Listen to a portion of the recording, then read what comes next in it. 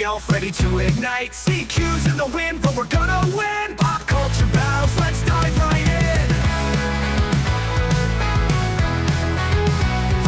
From movies and games and TV crazes, our chatter's wild and sparks like blazes. No heavy hearts, just laughs and cheer. Come on folks, let's shift the gear. From movies and games and TV crazes, our chatter's wild and sparks like blazes. No heavy hearts, just laughs and cheer. Come on folks, let's shift the gear. Pop culture warrior marching on tonight. Madmike and AngryElf taking flight. When CQ's away, the fun's here to stay. In this pop culture fray, we never sway. We never sway. Comic books and anime thrills, celebrity gossip and music chills. Go to Ramble Loud and Ramble Strong. Join us now where you belong. Geeky news and fandom dreams, crazy theories and wild schemes. Our passion's high and spirits bright. Get ready to rock the mic tonight. Pop culture warrior marching on tonight. Madmike and AngryElf taking flight. When CQ's away, the fun's here to stay. In this pop culture fray, we never sway. We never sway. We never sway. We never sway. We never sway.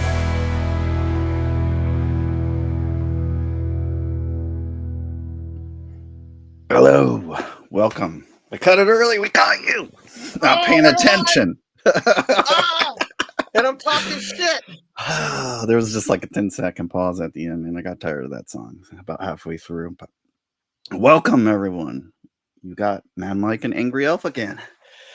CQ keeps selling you all out. You have to pick up slack. It might be time for a class action suit against CQ. Right? Exactly. We were calling him John Cena because we can't see him. Oh, that's great because you can't see them. Anyways, got a couple things we could talk about tonight. Some exciting things, some not so exciting things, but it should be good. I mean, I don't know. Life's you get exciting. what you get, and you don't get upset. How about that? Exactly. Good news. I scoured the internet all because I procrastinate and I do everything at the last minute. So, That's when people do their best work. yeah, right. That's how I got to college.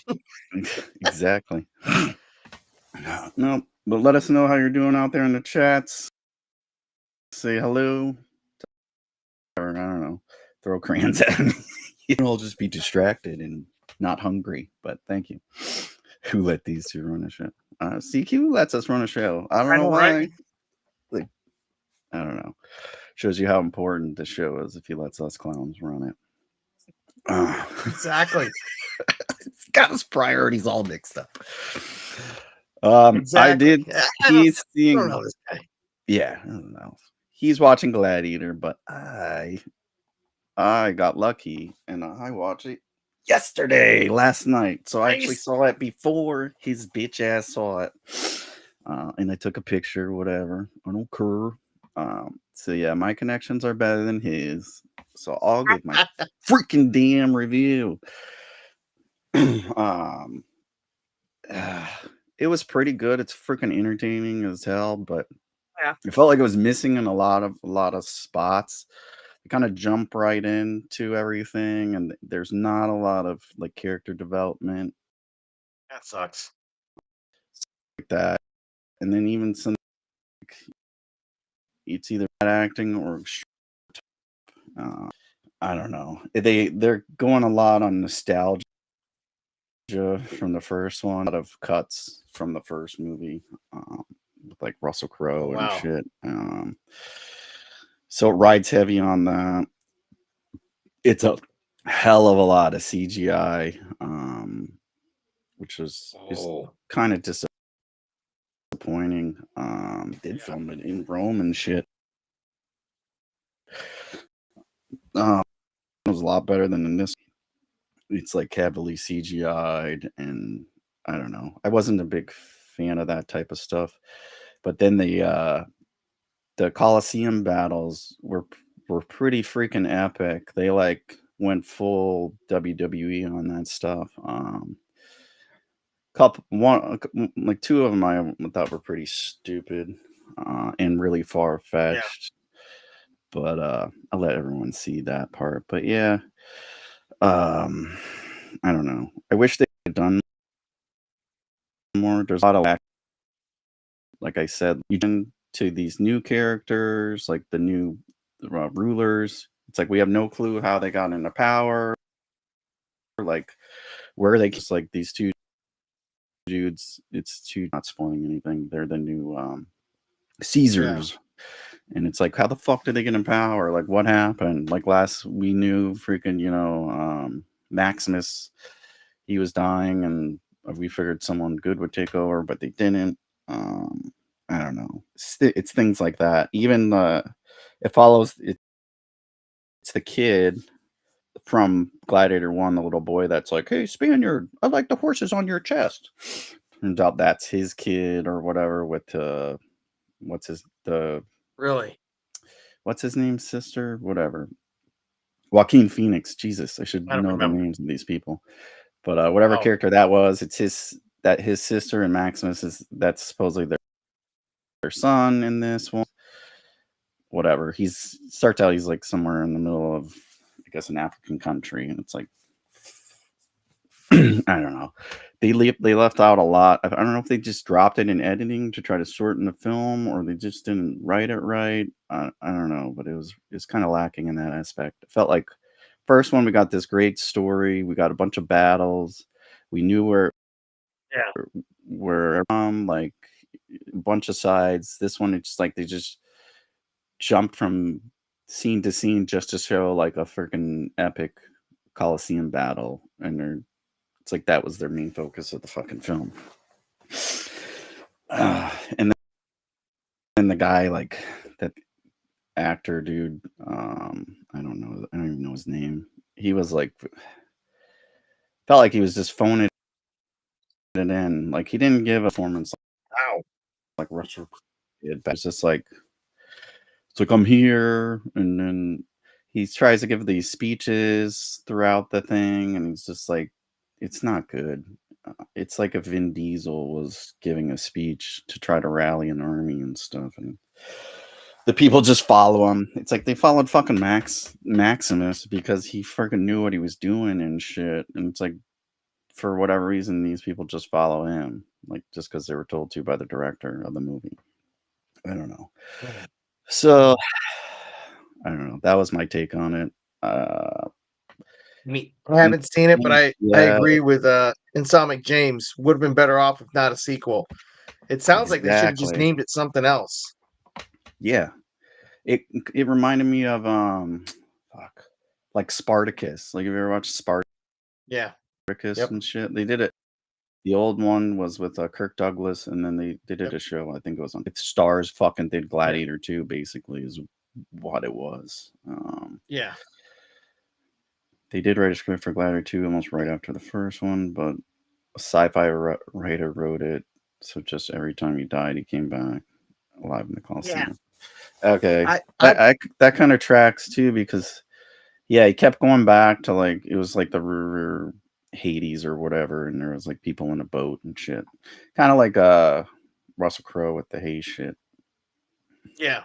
I've heard that take on the Gladiator 2. Um there's a show, Bullets and something else. It's a channel on YouTube, and this guy does a lot of what ifs, or what could have been. And that was I've seen that episode where he talks about how what Gladiator 2 could have been if they had done it directly following the first one. So I don't Yeah, know. Some of these ideas that they pop up. I wonder what strain of fucking chronic they're smoking out there in Hollywood. You know, right. because they're fucking smoking something. You know, And then, and fucking it's like Christ. they keep trying to make Denzel Washington like and Liam Neeson like those guys are too old to be kicking ass. We Yeah. saw what happened to Mike Tyson. He's a lot younger than those guys are. Like, they're not gonna be kicking anyone's ass. Like, just give it a rest. Right. You don't see fucking Clint Eastwood out there doing martial arts on people. I mean, yeah. Vin Diesel, I don't know. I mean, family. yeah. I mean, I heard recently, what was it? The end of last week, Denzel talking about his last movie is going to be what, Black Panther 3 or whatever. Yeah, he's doing like two Shakespeare's and then the Black Panther 3. But then freaking earlier today, he was talking about they want to do Equalizer 4 and 5.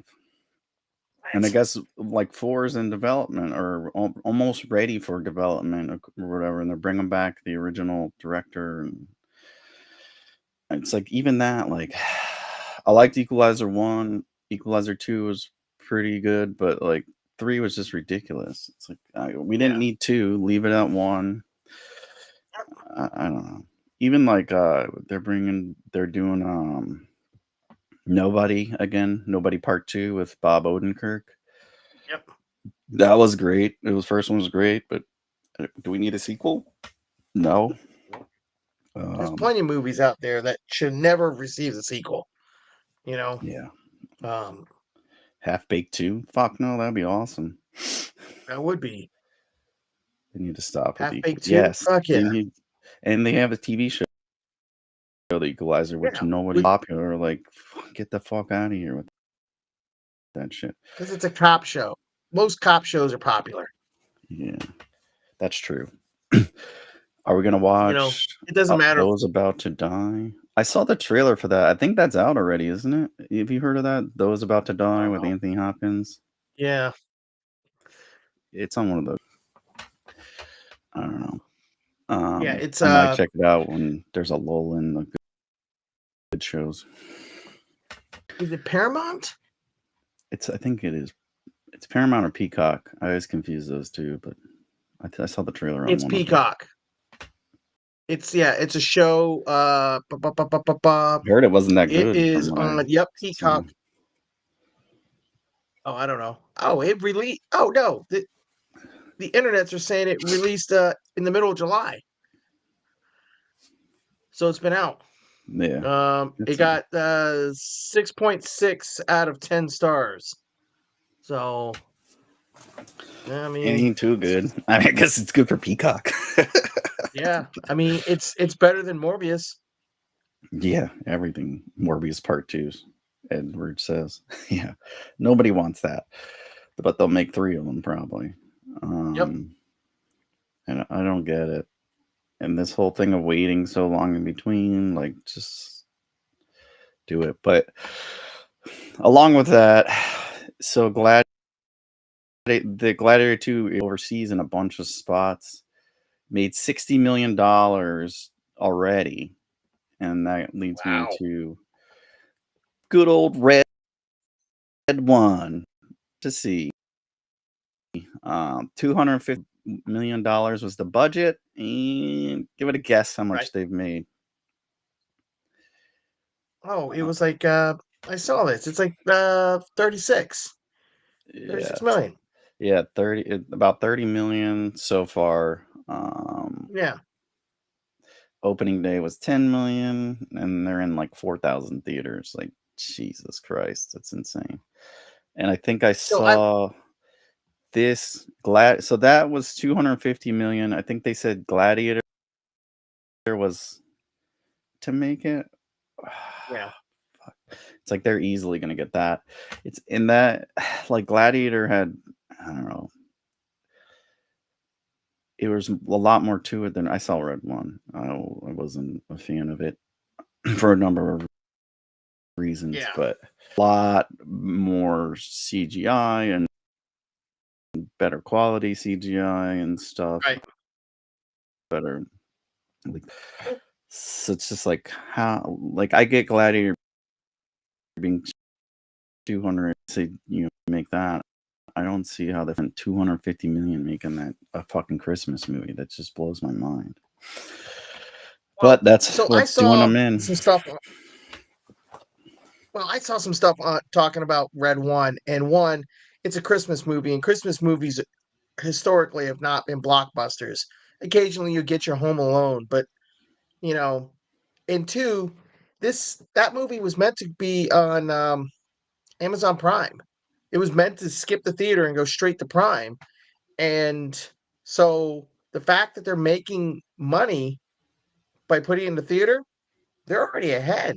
Like this movie was already deemed not a flop because what it was intended to be. And on top of that, Amazon is starting to become that production company that kind of like how Disney used to be. They can fail and it doesn't hurt them because Amazon's got, Amazon to back them up. Where Disney used to have the parks to back up all these movies that are flopping. The problem is now people don't go to the Disney parks, but if Red One flops, does that mean no one's going to go buy anything from Amazon? No, because they're not going to No. put two and two together. They're still going to go buy their silly stuff from Amazon, and life's going to go on. Yeah, most people don't I think realize it's that win-win. that those are Amazon companies. I think it's MGM, a couple of Yeah, them. It says it Amazon. like in the top in small print. I'll be like an Amazon company. It's like they own like 3 studios, I Yeah, think. yeah. I'm fairly certain No, Amazon bought MGM a few years ago. yeah, it doesn't make big splashes like Disney. The parks still make a lot of money though. They make $2 billion a year from the parks, but I don't know. They're just too much into politics, which you shouldn't be, and that's what's doing them Yeah, in. So just and that's get your nose out of it. You don't belong there. Just stick to making movies, and you'll be still rolling the dough. But people have too big of egos. I think they're all powerful at their company, and they think they need to keep talking and stuff. oh, it's one individual sitting at the very tippy top. He's in the C-suite. Um, he's got the biggest office. So, anyways, whatever. Eventually, Um, he'll die. yeah, Insomniac. We're talking about you know, he says Hollywood keeps throwing out movies left and right with their own agendas or people who think their writing is good. And it's like, yeah, you have one movie that's somewhat successful, and then they, let them Yep. write 6 other ones, hoping that it'll hit, and it doesn't. It's like there's more to it. Hollywood's always been like that. That's always been Hollywood. I Yeah, mean, and they go through cycles where, studios will just toss out anything just to get a movie out and have something out there. And, you know, and other movies sit in development hell for forever. Like I mean, obviously Gladiator 2 has been sitting in some sort of freaking development hell for the last what? Gladiator, the first one came out in the late 90s, right? I think Or it was was it early 2000. 2000s? Yeah, I think it's 2003 or 4. Okay, so it's been sitting in development hell for 20 years. I mean, Yeah, come on. and that's the thing too. It's like that's not a pull, especially back then. 2000 it came out. Um, so it shows you how hard it is to get some of these movies made. This is like wildly successful too. I think Yeah. the budget for that was like 100 or 110, and it made like I think it was like $800 million or something insane like that. So it's like he's like, I want to do Gladiator 2 like a year later, even right after that. It's like, why not jump on that? Like, what are you making? How high? Like, I don't know. Forgot what came out in 2000, It, but it's like stupid shit like that. It's like, no, jump on that. You'd yeah. have Russell Crowe in it again and not just cut the footage because he didn't want to be a part of it or whatever. You don't want to pay him to be in Have it. you seen Russell Crowe recently? Yeah. Yeah. He's It's all doubled in bang. size. Yeah, because he's Well, that all like too. his freaking body is broken. He was on Joe Rogan a while ago. I think it was like a month or two ago, and Yeah. he's I didn't remember the ringer. You think it was in the infantry for like 30 years, but yeah, he's all kinds of back problems. Like he's broken like all his bones. arms and rotator cuffs. And Noah, he went to his kid's school for like a field day, and they asked him to do a potato sack race or something, and he did it, and he blew out both of his Achilles. Holy He Jesus! tore them the burr, and he didn't want to delay the production, so he freaking filmed the rest of the movie with just his Achilles taped up or whatever, and he had to do like a big sprint or something in it with all these extras behind. The guy's a trooper. It's like every movie he's done, he was like really messed up or whatever. But I was like, Jesus. But that's why he looks like shit. His body's broken. The guy can't exercise. So yeah, the last movie I saw with him was, and I'm trying to look it up real quick.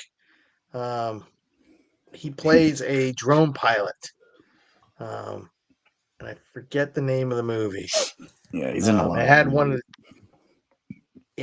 of the it had Thor's brother in it, and I can't remember. Yes, guys, they do whatever to get money. Yeah. I think the last one, wasn't he in Superman? No, that was Kevin Costner. He was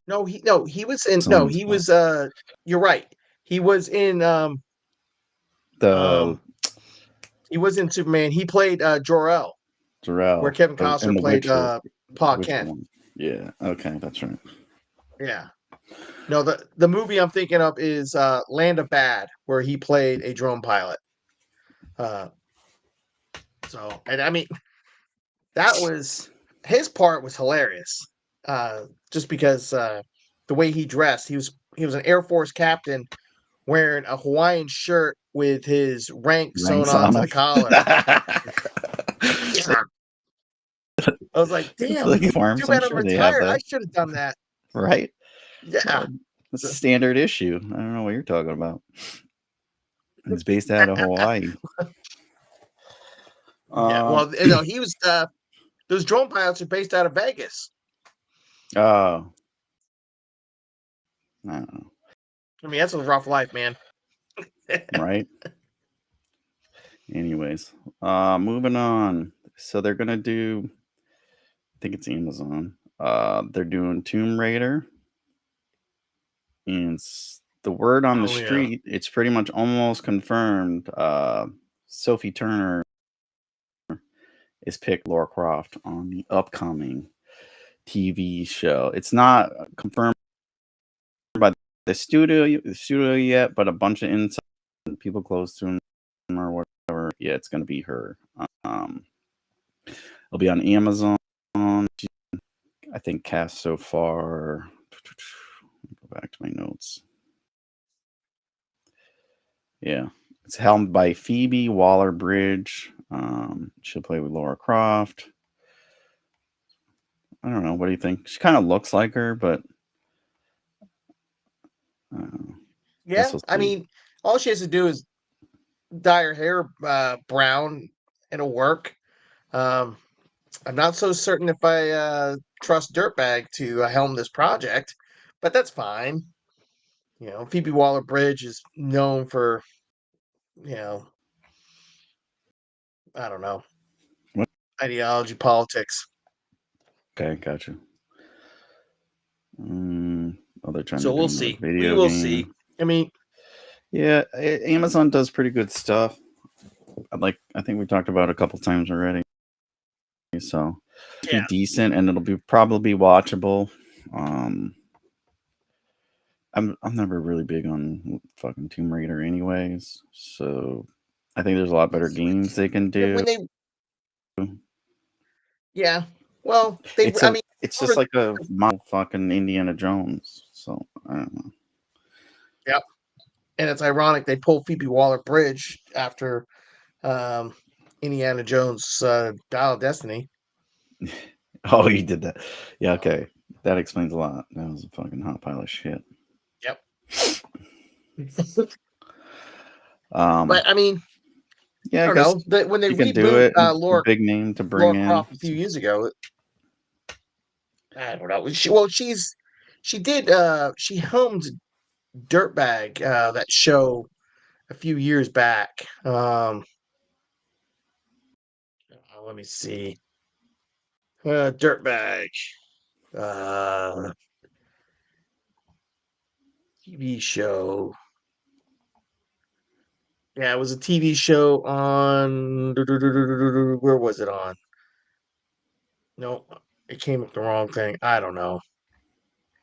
No, never mind. I don't know. Phoebe Waller-Bridge. It's fine. Whatever. We'll see. It'll work out. It's streaming, so everyone's gonna watch it. I mean, it's got name recognition. It's a popular game. Yeah. I think the Angelina Jolie ones made a bunch of money, so it'll be good. Yeah. They'll And give us those like weren't 2 bad. seasons at least. Well, it depends Yeah. on how many seasons Amazon contracts them for, so we'll see. I think they started with 1 so far, 6 episodes. So. Okay. Well, who knows? So it's been a kind of sad news. I was excited, but it's been canceled. It's officially canceled. The Splinter Cell movie starring Tom Hardy. It says they were trying to make it for years since the early 2000s. At one point, it had Peter Berg, who did Lone Survivor, his famous actor too, and he was going to have Mark Wahlberg, Kurt Russell, Eric Bana, even Thomas Jane play Sam Fisher. Never came to light. In 2012, they announced Tom Hardy wanted to do it, and they got Doug Lehman from Edge of Tomorrow to direct it. Yep. But it's just like the producer guy said, we could never get the script. We had a bunch of different versions of the script that they all liked, but for whatever reason, it couldn't get kicked off, and they had all these different plans. Like, script is always most important, but he said they just couldn't get it right. They had a bunch of ideas script-wise, but they couldn't combine the two to get it to work out. So it's like, if you're gonna spend a lot of money on a video game movie, I think that would be it over fucking Minecraft, Sonic. Yeah. A lot of this hot garbage. Mario Brothers. I don't know. It's probably one of the most popular games of all time, but especially since what's that one? The Last of Us, that was so successful. You would think that they would pick this up. Tom Hardy just finished Venom. He's got nothing else going on. Let me get off this. Sorry about that. Go back to our little meme. I don't know. It's sad news. I like the game. For a video game movie, it's pretty easy to write. The games kind of wrote the script for you. What do you think? Yeah. I don't know. It just takes somebody to actually write a decent script.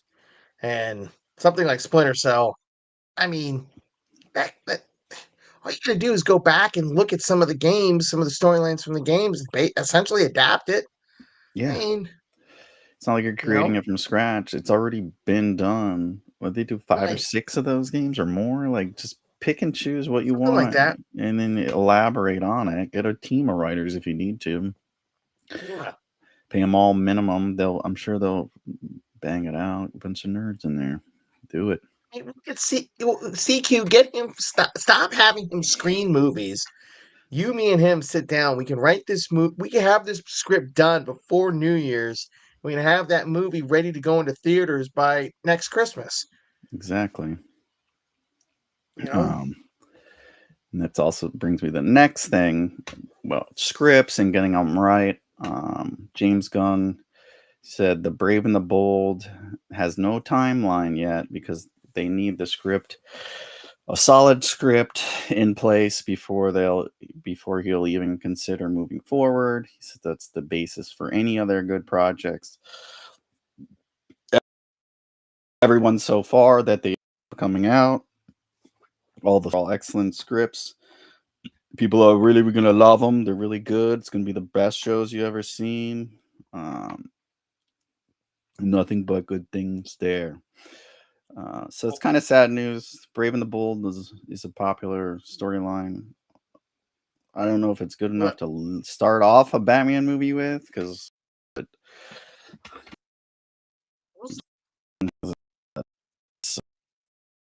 Well, excited to see what it is. Kind of like you should have the script before you announce that you're yeah. gonna make the freaking movie, in my opinion.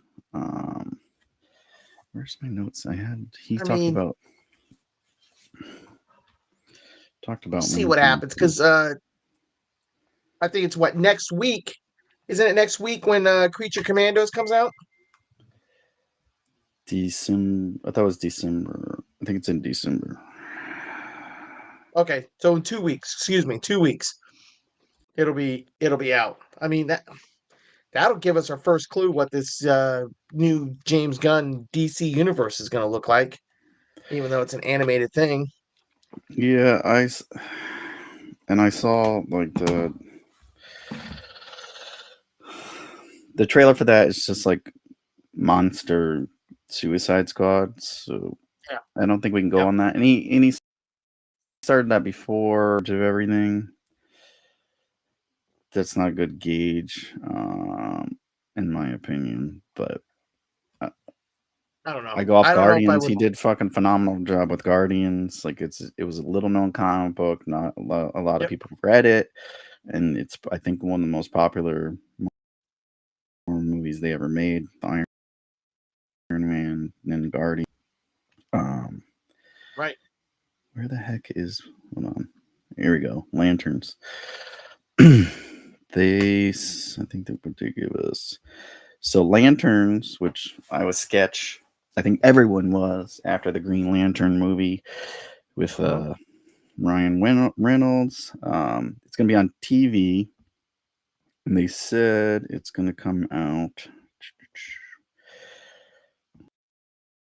around the same time as tomorrow, scheduled for June 26th, 26. So sometime in 2026, we're going to get the Lanterns TV show. He said they're going to start production. I think he said soon, probably I guess next Well, it month has to or be the soon if it's following coming month.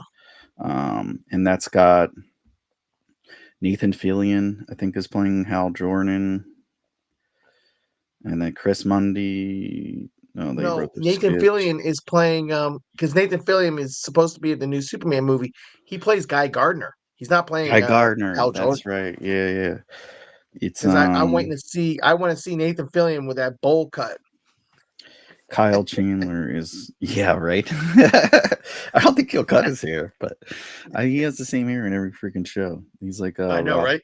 Rob Lowe or whatever. They're like obsessed with their hair. It's got Aaron Pierre as genre as Hal Jordan, and then the people. I don't know. It'll be good. He says the script is really good, and impressed him. So I guess it took 3 people to write it. It's got to be pretty good, I guess. I don't know. We'll see. Yeah. Oh, here's the order: Creature Commandos, Superman, Peacemaker, Lanterns, and then Supergirl. Supergirl. That's what we're getting. We'll see. I don't know. I'm not going to hold it against them on Creature Commandos. It's going to be the Superman movie, how that plays out. That's what it's going to be. Yeah, that's Um, gonna make or break, I think, it for a lot of people. yeah. Oh yeah. And I forget, but it's there's 3 movies coming out all at the same time. Superman's one of them, and it's right in the middle. And there was talk about it, like this Superman movie is probably going to flop because it's between these 2 movies, and it's not a good setup. And I'm just sitting there The going, "Ooh, Marvel God." movies, probably. Maybe it was Marvel. I forget. Um, Yeah, let's see. he's waiting for the Giants to get a win. He's never coming back.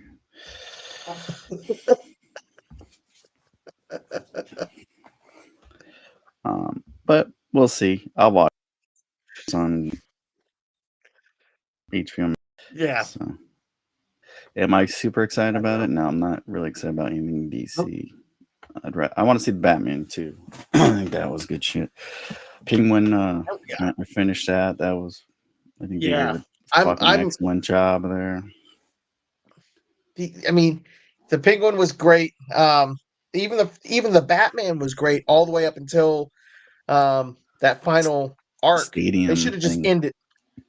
They should have just ended it right when the Riddler got put in prison, and Yeah. yep, You roll show them with credits. the Joker laughing, and then cut it. Like you went on this Yep. weird water stadium thing that Yeah. Well, nobody the wanted. part that that ruined the whole film is the first 2/3 of the movie. The Riddler's like, fuck the rich, and then he blows up the seawall, and the city floods, and it's the poor that gets screwed over. Yeah, he And floods the so, ghetto. yeah, it doesn't make sense. But okay, whatever. We needed a sequence where Batman proves he's the Uptown, hero. and uptown's higher than downtown. The rich people Mhm, live uptown, exactly. which is higher ground. He doesn't know how. Yeah. What do they call that? Fuck. But yeah, I like that Topography. movie. That was pretty good. There was a lot of stuff that reminded me of some pretty good comics like Batman Year One and Batman: The Long Halloween. Those were Yeah, two excellent stories. Um, Long Halloween's so probably my favorite, aside from Frank Miller's Dark Knight. oh, yeah. Well, Frank Miller did Batman Year One. He wrote that. Yeah. We talked about Equalizer. What else we got? There, Jude Law was interviewed for some crap he's doing. I don't know. He's in a lot of shit. I feel like he's in everything too. They're still trying to make a Sherlock Holmes 3, which I'm like, why? Another like movies nobody wanted. Where's my little graphic? I should have put that up. Bam. It's like 15 years later. Like, what the fuck? Come on. Like, I know Robert Downey Jr. is doing anything and everything because he needs money because Iron Man made him the most money of his fucking life. But I think he's just trying to help out Jude Law because that guy is struggling. He's aging badly. Yeah, I mean, well, he's about to have that.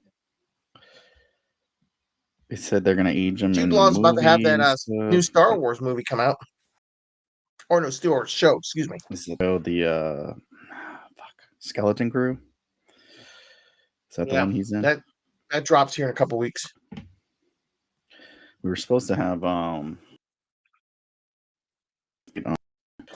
he ducked us. Urkel's supposed to be in it.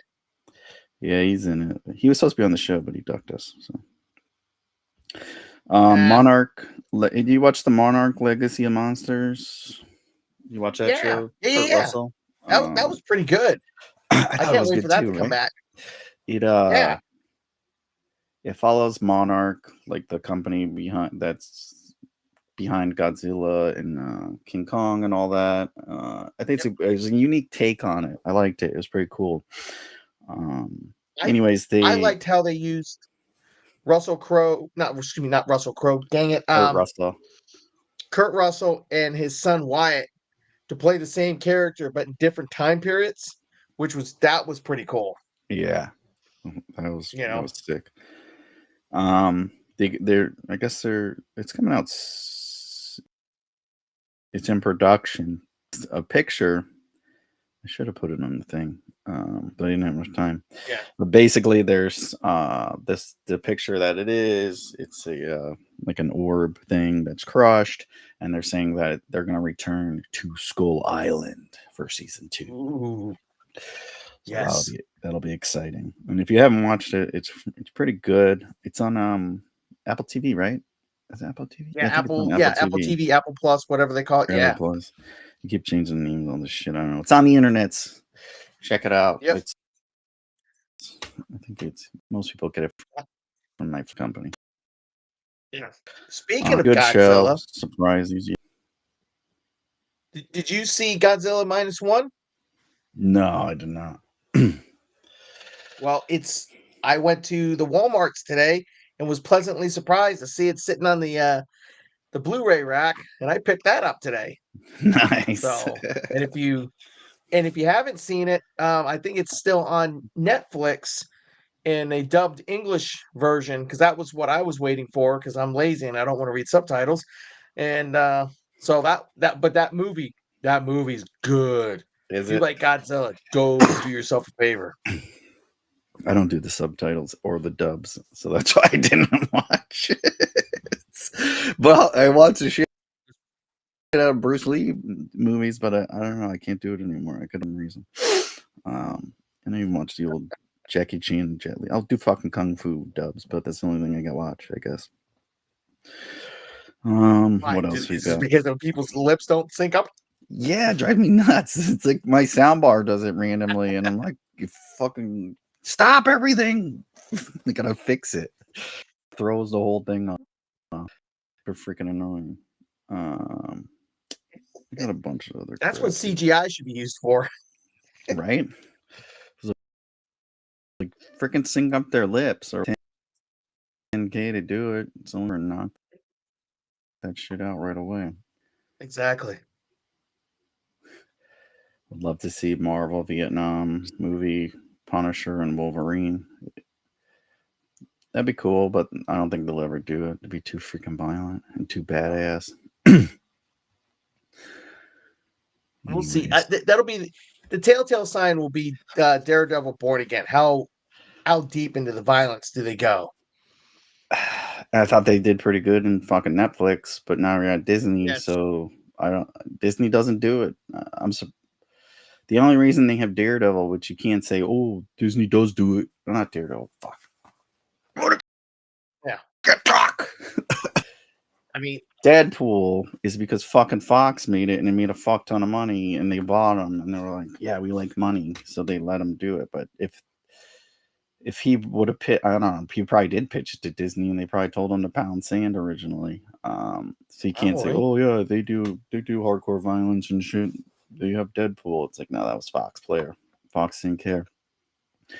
that was a one-off, Yeah. a fluke.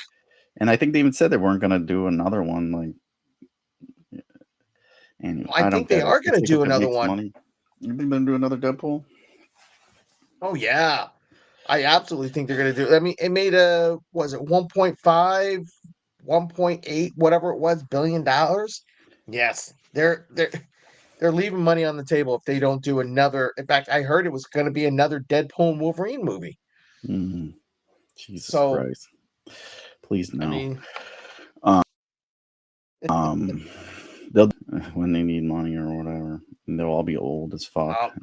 No one will remember it. Like, why is this coming back?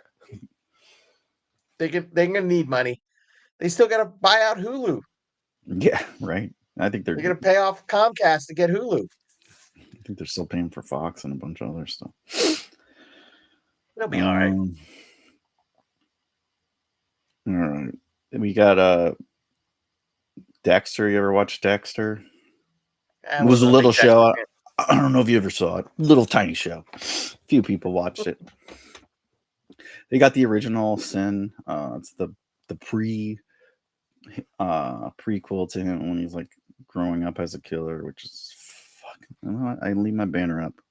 Just pretend it says shows nobody wanted. Yeah. I think it's stupid. They have the trailer. I'll show it. It's not good in my opinion, but I'll show it and then you will probably think. Share. The original Sin. Bum bum. I wasn't born this way. I was made. I am a killer, but I wasn't born this way. I was made by my history, by the people around me.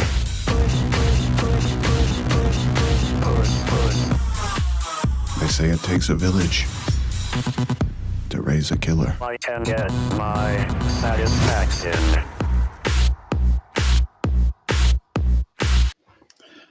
So there you go. December 13th, that comes out. They got a bunch of nobodies that have a name that people remember from something or another to try to make it good. But Christian Slater plays his dad or whatever, the cop that sets him on his path of righteously killing criminals. And then I think Christina Milian plays like the captain or whatever. She was like the Spanish lady, and you saw like the other one idiot cop, the Hispanic dude with the mustache and always wear the hat and the Hawaiian shirt. So I was like, oh yeah, Dexter's a good guy. He's not doing nothing wrong. So he's like killing somebody next to him. It's like the worst cop ever. I don't know. They had Sarah Michelle Gellar in there, which I didn't hear she was in there. I thought she stopped acting. I don't know. She did, or whatever. But I'm looking at the character list, and she's listed as a special guest star, so she's not even going to be fully in it. She's probably appearing in an episode or two, and then that's it. I don't know. I'm probably not going to watch it. I don't have Showtime. I'm not going to subscribe. I did it for when they came out with the last season of Dexter. I did it, and it was like not really worth it. And I forgot I had it. I had it for 3 months, and I paid for it. And it's like, you're not going to fool me again. No interest in seeing it. I don't like how they casted it or nothing, and it's just not something I'm interested in at all. I think it's going to be a little over the top, ridiculous. Even the lead, it's like he's already too old to play a 16-year-old kid or whatever. It's a money grab is what it is for a TV show. Showtime has literally nothing else going on. Like, well, let's go back to the one thing we had that was successful, Dexter, and let's run it into the ground so everybody hates us. And I don't know. It's ridiculous. Sorry, clicking. Why not? Over here. I thought I had another. All right, I don't have another thing there. Let's see what else I got. You get to make all my notes on the computer, so I gotta look at my phone. Well, while you figure that out, there was some sad news in the Ghostbusters realm. Dan Aykroyd came out and said that more than likely he and Bill Murray won't return to any future Ghostbuster movies. That they have a large enough cast now that they can carry the Ghostbuster franchise moving forward. And I was like, but I like Dan Aykroyd and Bill Murray. They're the best parts. Yeah. And I find that hard to believe. I think Dan Aykroyd will come back. I don't think Bill Murray will come back. Oh no. Dan Aykroyd needs money, and he needs like the attention.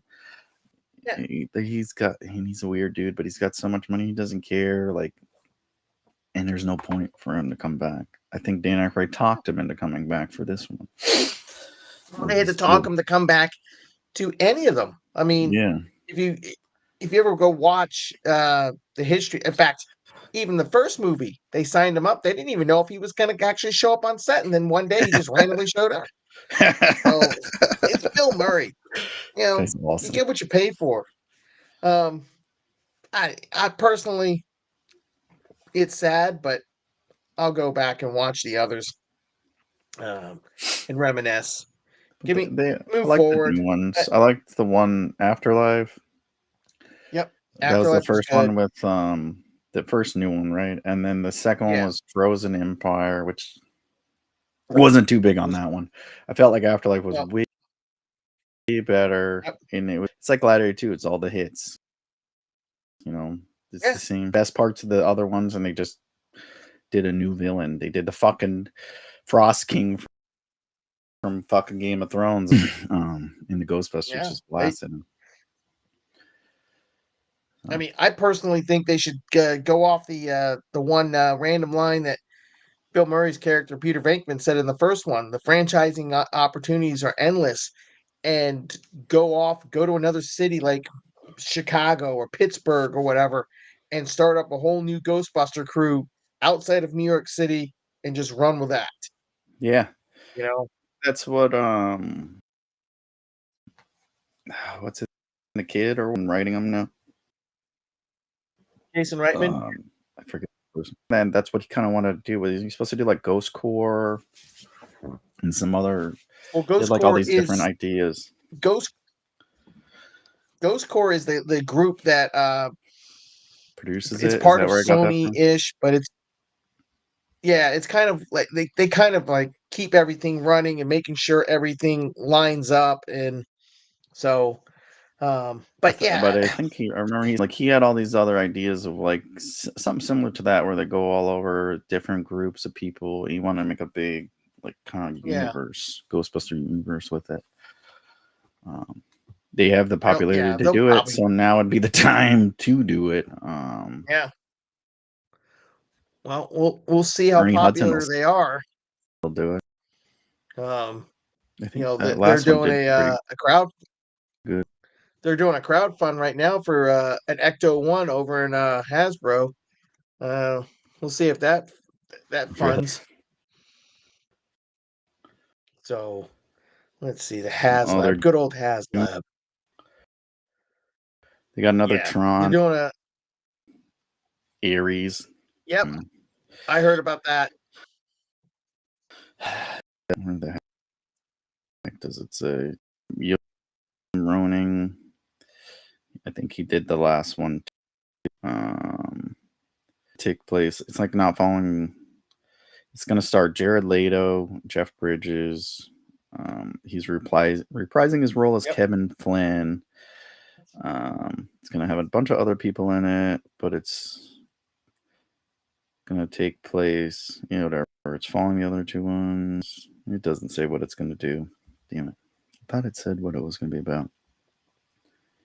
Anyways, was never a big fan of those. I think the freaking graphics and stuff were cool. The storylines always make me fall asleep. I don't think I've ever finished. I had to watch it like 7 times to watch the whole fucking movie together, and I think I still missed some of it. It's just so fucking boring. But something that might help with that is they got fucking 9 Inch Nails is gonna do the soundtrack for the movie. That's it. Yes, because Daft Punk broke up a few years back. Yeah. So yep. And Trent Reznor's been doing soundtracks for like years. It's like nobody. They'll show his name, and I know who the fuck he is. He's the guy that started 9 Inch Nails. Yeah. And he's been doing scores for movies for a while. They're always like, if you hear like weird techno kind of type shit, it's fucking. He did. I think he did the soundtrack to 7. Yeah. If I remember. I think that was his first. It was a lot of movies that. So he did. Well, the other guy's Atticus Ross, Trent Reznor, and Atticus Ross. They did the Social Network, Gone Girl, Turtles, Mutant Mayhem, and 2024's Challengers. That tennis movie, I think, right? Oh yeah. He's done a lot of shit. Yo, I don't know what's in it. I don't know what fucking enunciation that is. Anyways, he did Maleficent, Part 2, Young Women in the Sea, and co-directed Pirates, Dead Men Don't. He's a Disney fucking puppet.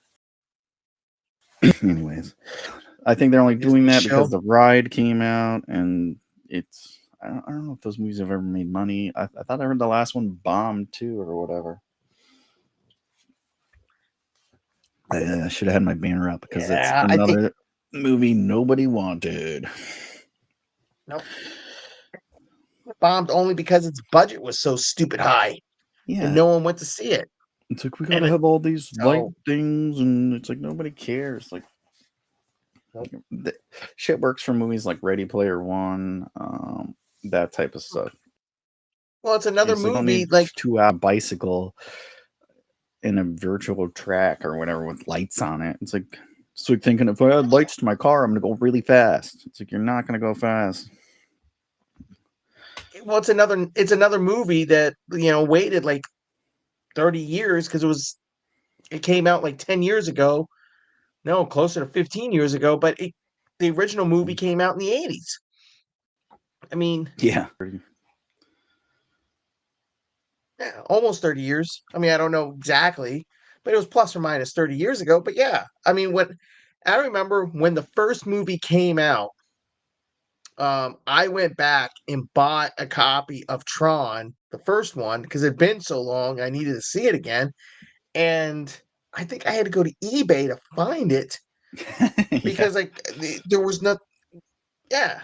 that track. So, um, And then you're like, why? so You watch the first one, you're like, why did they make another one? Like, I don't understand.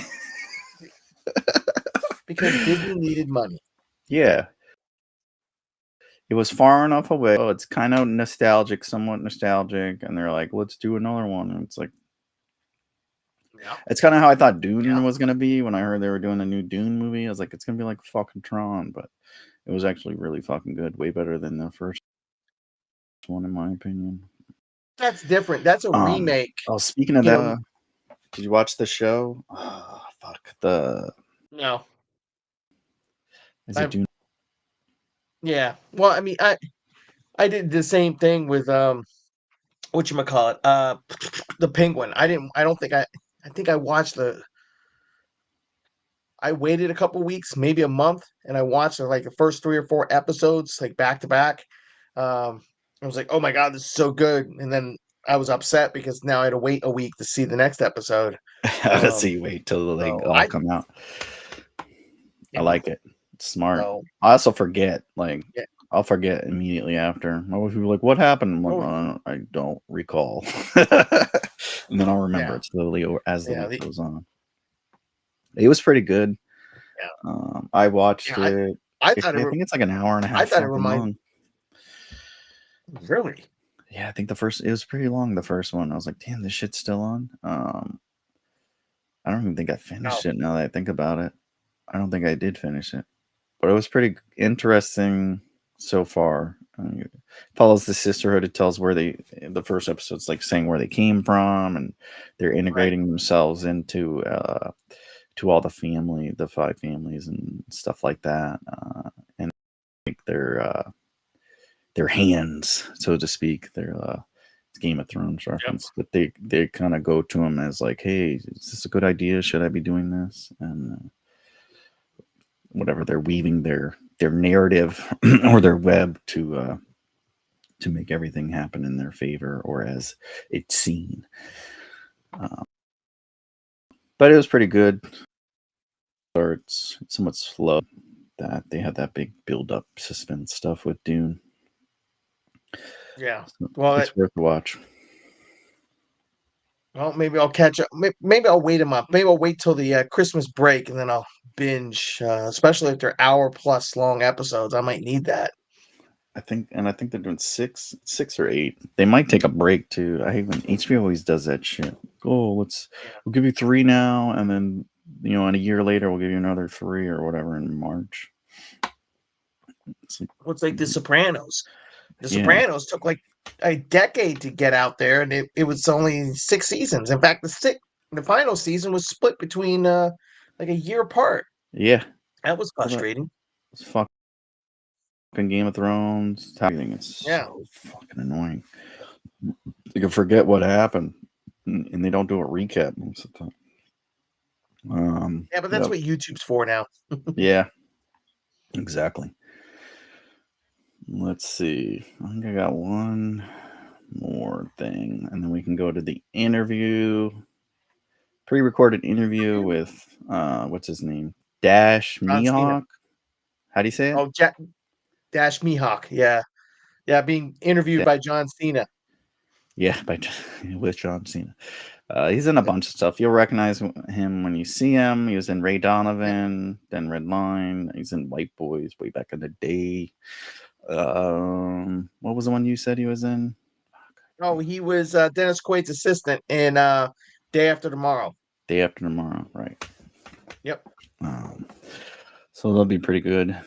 It's a good interview. Take a look or go to bed. I don't care. They don't hurt me either way.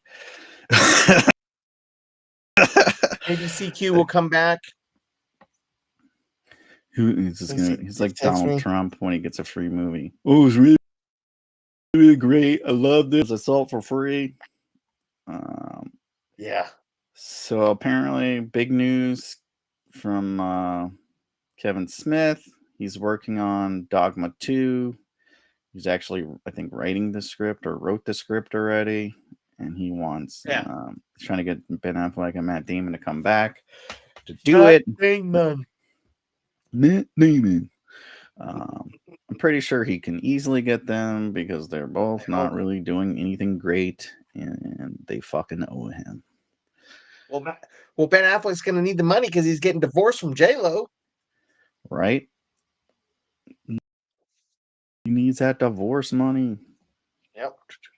Well, yeah, and they came back for Jane Silent Bob. The 4:30 movie out too, which I think it looked pretty good if I remember right. I didn't watch it yet.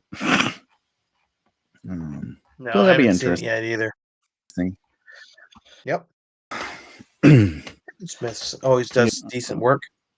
Yeah. No complaints. It's funny as shit. Yep. Did anyone see AngryElf interview?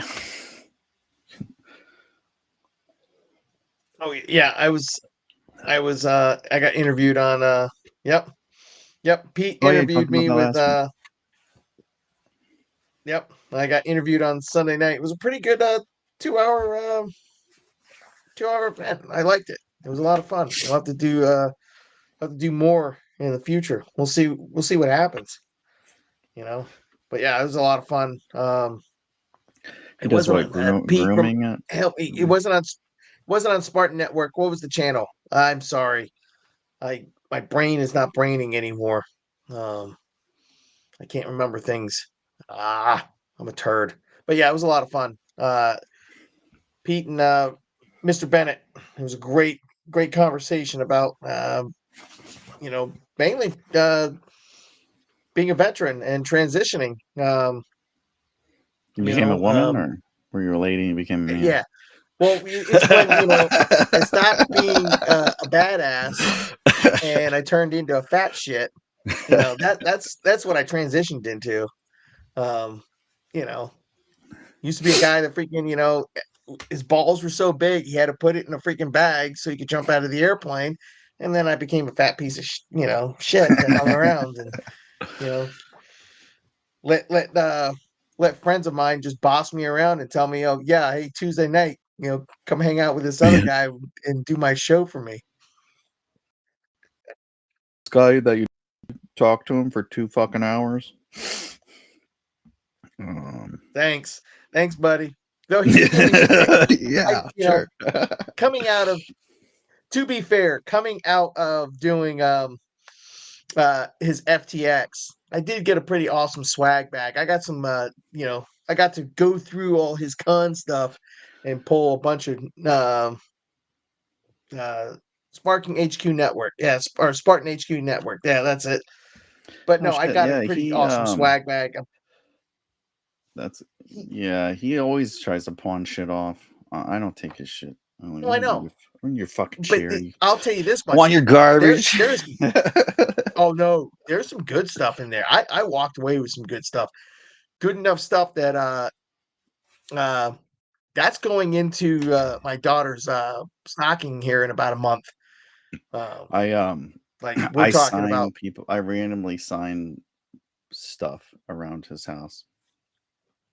So he'll have like vendor's poster or something like it's signed by Robert Downey Jr. and so. And if you look closely, it'll be a fucking little Madmike signature on that bad boy too.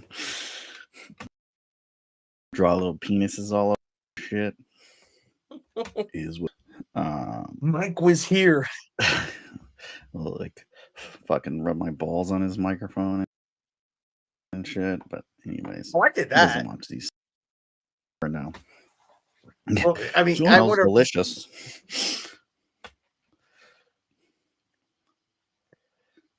That's Sparking because I had my HQ salty Network. nuts on. Yeah. Let's see what we got. 10 more minutes. I think we're good. Last thing did you watch the Horizon movie? The fucking Kevin Costner's huge fucking Western epic that was No, supposed to be I like. heard about it. I haven't seen it yet. I tried to watch it on an airplane and I fucking fell asleep. I was like an hour in and like it's just bad. It's all over the place. It introduces all these characters. Doesn't like it feels like there's no direction. You have no clue where the fuck it's going. And then when I was reading the reviews and shit, because it flopped and nobody went to see it, it's like all the same shit. Yeah, it's like you're expecting it to build up and lead to something, and it's just no. It's like you're following all these characters, no idea where the fuck it's going. It's like a huge fucking mess. It's so bad that I think part one came out in June, come out in July, and Warner Brothers we're not releasing the chapter 2, which hurt his butt because he was banking on the money from 1 and 2 to do 3 and then eventually 4. Well, Yeah, he either needs I to think reach deep into his pockets or well, and just that's suck it what up, he's doing. Buttercup. He already did, and that's the problem. I think he put up like 100 million or something of his own money, like all this money into it. And now the latest news is he's going around to all the famous billionaires that you all know and see, which is asking, I guess, Bill Gates and whoever fucks the Amazon dude. Right. And asking him for money Jeff to Bezos. finish his fucking movie or whatever, to at least do chapter 3. It's like, really, like I said, movies nobody wanted. I thought did a pretty good job, something similar. All the Taylor Sheridan stuff where he goes back, it's almost the same shit. And Kevin Costner's just trying to make money off. That's so the problem. See. And they're even doing. He just got. I think Taylor Sheridan got the rights to. Was it Summer of the Flower Moon or Cherokee Nation's fucking excellent book if you haven't read it. But it talks about like the rise and fall of the Cherokee Nations. But it's like basically people moving to the west and they're fucking getting wiped out by Indians and that type of shit. You saw a little of it on 1881, that type of stuff. Yeah. Which is I thought was what this movie was going to do, but it's not really. It didn't really do a good job of that. So I think that would be a lot better to watch. I don't know. They didn't show us part 2. Supposedly he said it got a little better, but I think a few people did at like an early screening, like critics or whatever, said it didn't. It was just more of the same from the first one. Real action. It's all like a lot of just standing around talking. It doesn't go anywhere. At least if you're gonna do that, like show a bunch of characters, just have them kill a bunch of fucking Indians or Indians kill a bunch of people. Like that's just shit we want to watch. Shit we grew up watching. I don't know. Cowboys versus Indians. Let's do it. Some violence or whatever. Fucking Dances with Wolves or Last of the Mohicans, some shit like that. Yeah. The worst part is his dumbass gave up Yellowstone for that fucking shitty movie that nobody wanted to see, and he's still trying to pitch it to everyone. And it's like the fucking Golden Goose out of the year. And you had the whole rest of the year to film your fucking, and you blew it. Probably the best thing he's been in long. I don't know. Oh, yeah. I'm not a big Kevin Costner fan. Yeah. He never was. After Waterworld, he really fucked us over. But oh yeah, yeah. I think the only movie I liked after Waterworld was, and I don't even know if it came before or after. I can't remember. I think it was after. But For the Love of the Game, when he plays that pitcher going through the no hitter, and he's kind of like reminiscing about his life. Yeah. Yeah. Ironically, that movie was made by Sam Raimi. Oh, was it really? Yeah, absolutely. I like that one. That blew my mind when I found that out. I was like, wait a minute. Now apparently Sam Raimi's a big baseball fan. Oh shit! Would never guess that. Yeah. That was good. I liked. He does good baseball. Bold fucking Dreams. And Field of Dreams. Yep. I same way in every movie. Like same fucking shitty football. Fucking hated. Yep. General manager is watching, but anyways.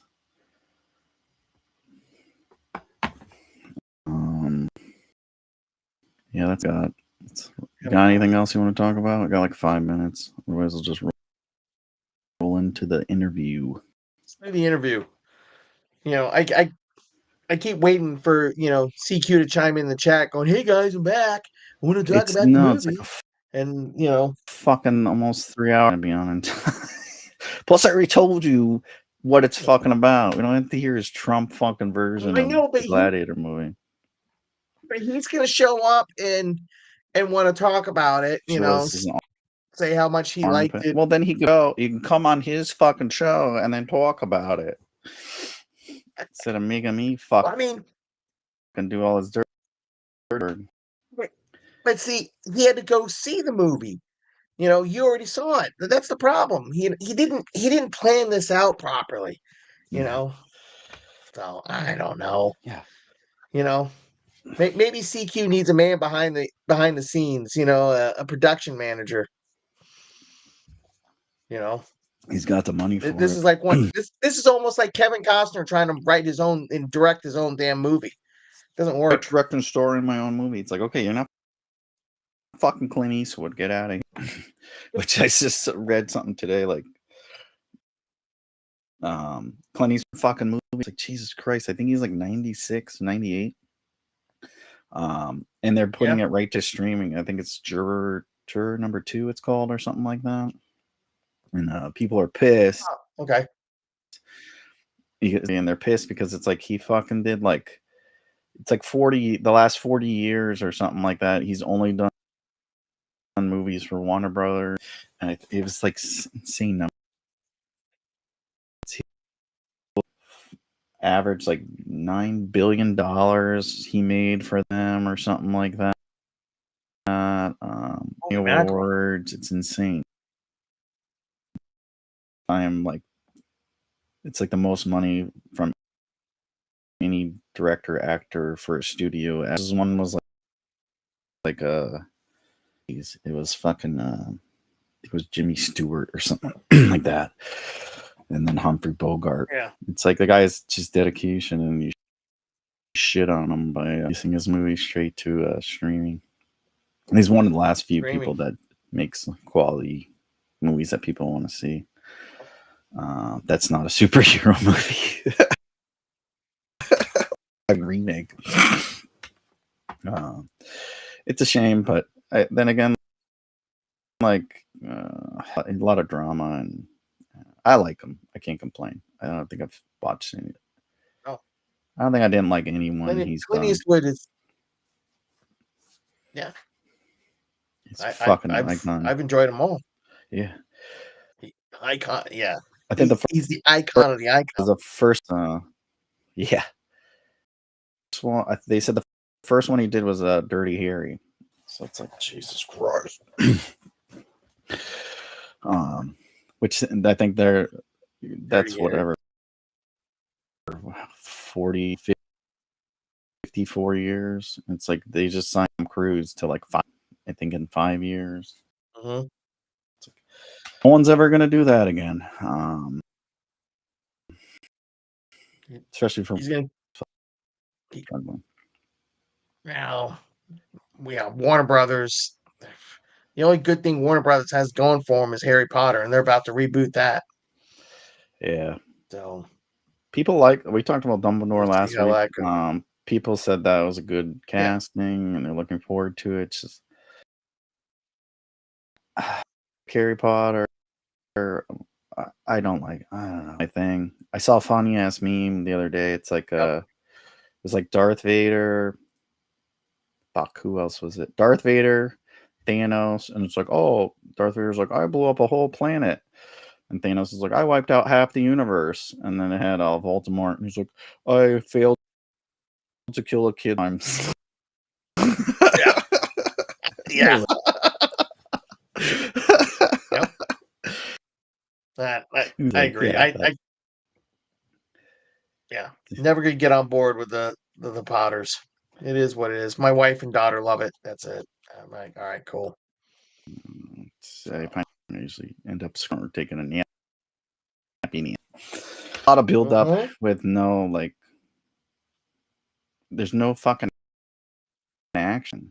It's like I'm training, and then you do like a 10-second fight, whatever, one thing, and a fucking unicorn pops out, and the person's like, oh, and then they like disappear. It's like, no, or whatever. Shove that wand up some dude's fucking ass and Expelliarmus that shit out of his butthole. Yeah. Something like fucking slay some bodies. I don't know. It's like watching Star Wars use their lightsabers. Anyways, we'll see. People, I don't get it. It's the fucking English. I don't know. All right. Cheerio. Let's lead up to interview time. We'll throw on the interview.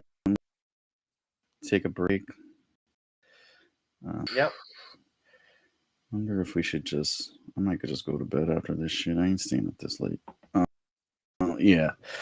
We'll call it here. Just gonna call it. We'll go through the what's coming up this week, what we have here on WTF Nation Radio. Sundays, we got the sports bar. That's Coach and bringing you all the latest and greatest from lots of things happening, especially if you're in New York. Maybe they'll talk about it if their internets are working. Great show, though. Tune in. All your sports news. Funny dudes there. Monday, you got Monday Night Initiative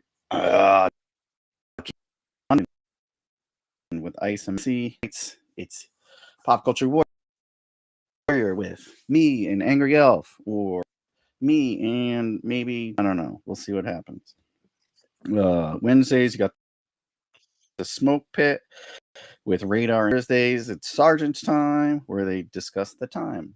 All show 2 hours long. It's 8:01 p.m. It's 5 p.m. What it's about. Tune in there for happenings around the military. What they talk about on there. I should be better at this. I'm just a stand. And then you got FTX, I think, is every other Friday night. It's freaking CQ, and whoever wants to, he can lure down into his basement to play board games or whatever other stuff he wants to do there. Saturday, you got weekend co-ops with Nemo and friends. He plays with a lot of different people, those co-op games. He's got a lot of big stuff coming. He did is it 6 days in Fallujah or 7 days in Fallujah? I can't remember the fucking name of that game. He did a big... it was 6 days in Fallujah. Yeah, he did a big thing with them. I think it was 2 weeks ago, but he's got a bunch more stuff. He's doing a lot of giveaways, stuff like that, like free codes for games and things. Check it out. That's Saturdays. You'll learn some stuff. He plays a lot of different games. He's better than I am at them. So check it out. Maybe you'll find a new game or a fucking hack or whatever. How to beat a level. I don't know. Check it out. So a lot of happenings around the webs over here. Boom. All right. Here is Dash Mihawk. Thanks for hanging out. Yeah. Real pleasure.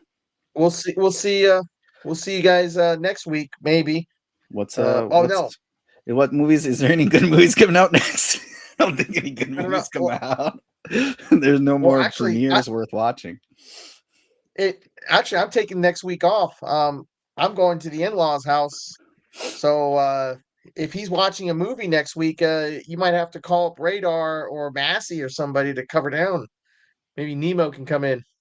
I'm gonna be down in. I'm gonna be closer to you. I'm gonna be down in Destin area. Oh, okay. Well, that's like 6 hours away, but it's pretty close. Closer than I am now in North Kakalaki. Yeah. Cool. So, Actually, he all said right. he said we can do a I don't know. giveaway if you want. Wheel thing? I'm not doing it. No. What are we giving away?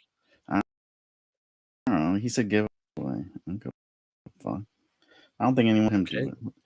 It's his season of Wait, giveaways. wait. Well, yeah, and that's supposed to start in December. If I run the giveaway, then I'm gonna like randomly pick something like he's gonna get pissed that I gave away, like his Captain America shield or something. I don't know. He told me that originally, but I was like, he didn't elaborate on it, and I wasn't listening. I don't know. I gotta tone out when he talks to me sometimes. Yeah. Anyways, yeah, You guys send it through the texts. I think he does that. So, And even anyways. that, I just skim. I get bored after he says, "Hey, Mike." Tone out. Did I just read that? Anyways, he'll be doing giveaways whenever he's here. He probably won't be back till January, so I don't know how Yeah. it's a season to giveaways if he's not here to give away shit. But He's No. just gonna have to do an episode where he just spins the wheel for 2 hours. we should make him do that next Tuesday. It's gonna play catch. Why the fuck do I have All right. $3,000 worth of shipping costs? That's where that Patreon money goes. Yeah, exactly. All right. Well, thank you for All right, hanging out Mike. with me. Hopefully, it wasn't Yep. too boring. No, I think you and I have more fun, you know. So, Yeah. but hey, whatever. You know. But hey, we'll see what comes in the next couple weeks. Hopefully C-Cube comes back. But otherwise, go enjoy this interview and we'll see you guys in the future. Or at least I will. All right. Take care. If it loads. Hey guys, it's been a little while, but we Oh, are God. back at it. My guest tonight is a talented and versatile actor whose career spans decades across film and television, from his breakout roles in Romeo and Juliet and The Thin Red Line to his critically acclaimed performance as Bunchy on Ray Donovan. He has consistently delivered memorable and compelling performances. Tonight, he's joining us here to talk to us about the latest project he's in, Armor, an intense action thriller starring Sylvester Stallone and Jason Patric, where he takes on yet another exciting and dynamic role. You can catch Armor in theaters, on digital, and on demand starting Friday, November 22nd. Please welcome to the show, Mr. Dash Myhook.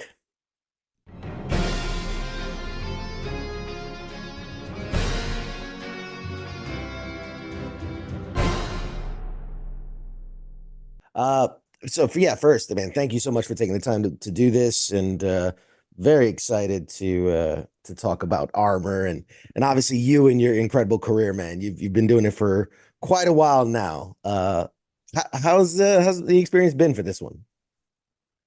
For this movie? Yeah.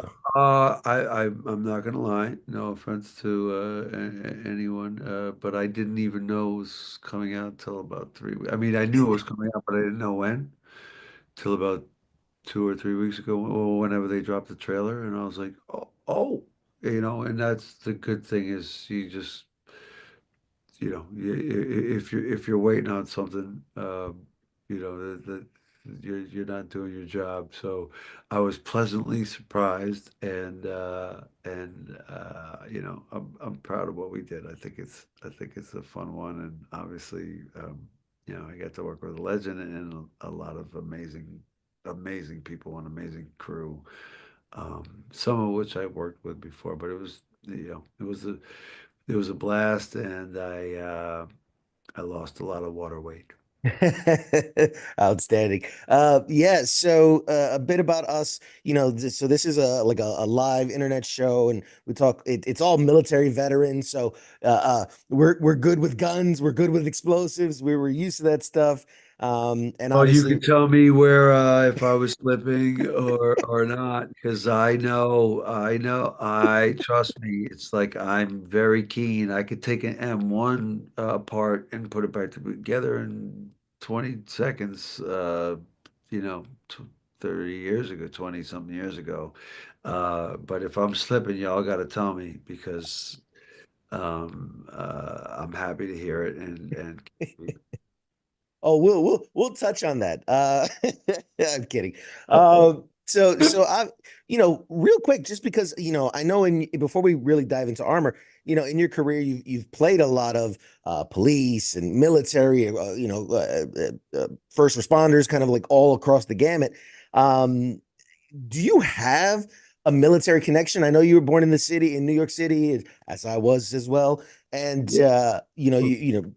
big family guy. But I'm just curious if there's any military or law enforcement background in the family. my father and um, I didn't post on social media on Veterans Day, which like kills me, whatever. My father was in the Navy.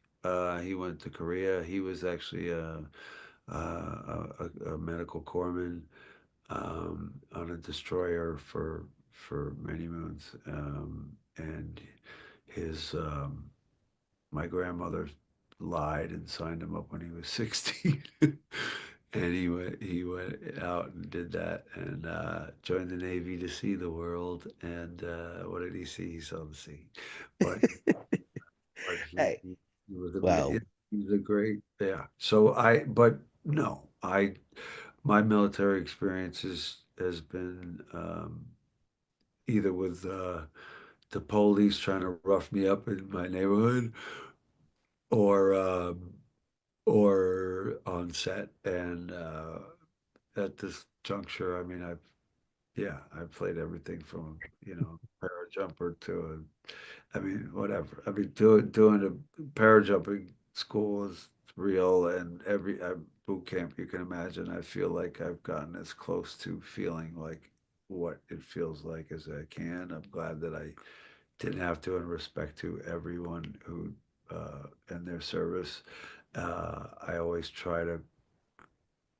I mean, that's my heart is like I try to do you right, and I don't know if I could ever, but if I can create that to the level that seems comparable slightly, then that's what I'm trying to do because of the respect for it. I mean, I take things meticulously. So, uh, this one was I haven't done in a while, so you all could tell me like, yo, what were you doing when you went up there and shot the thing? And I was like, yo, listen, we had uh, to shoot, and I'll blame it all on Sly was here.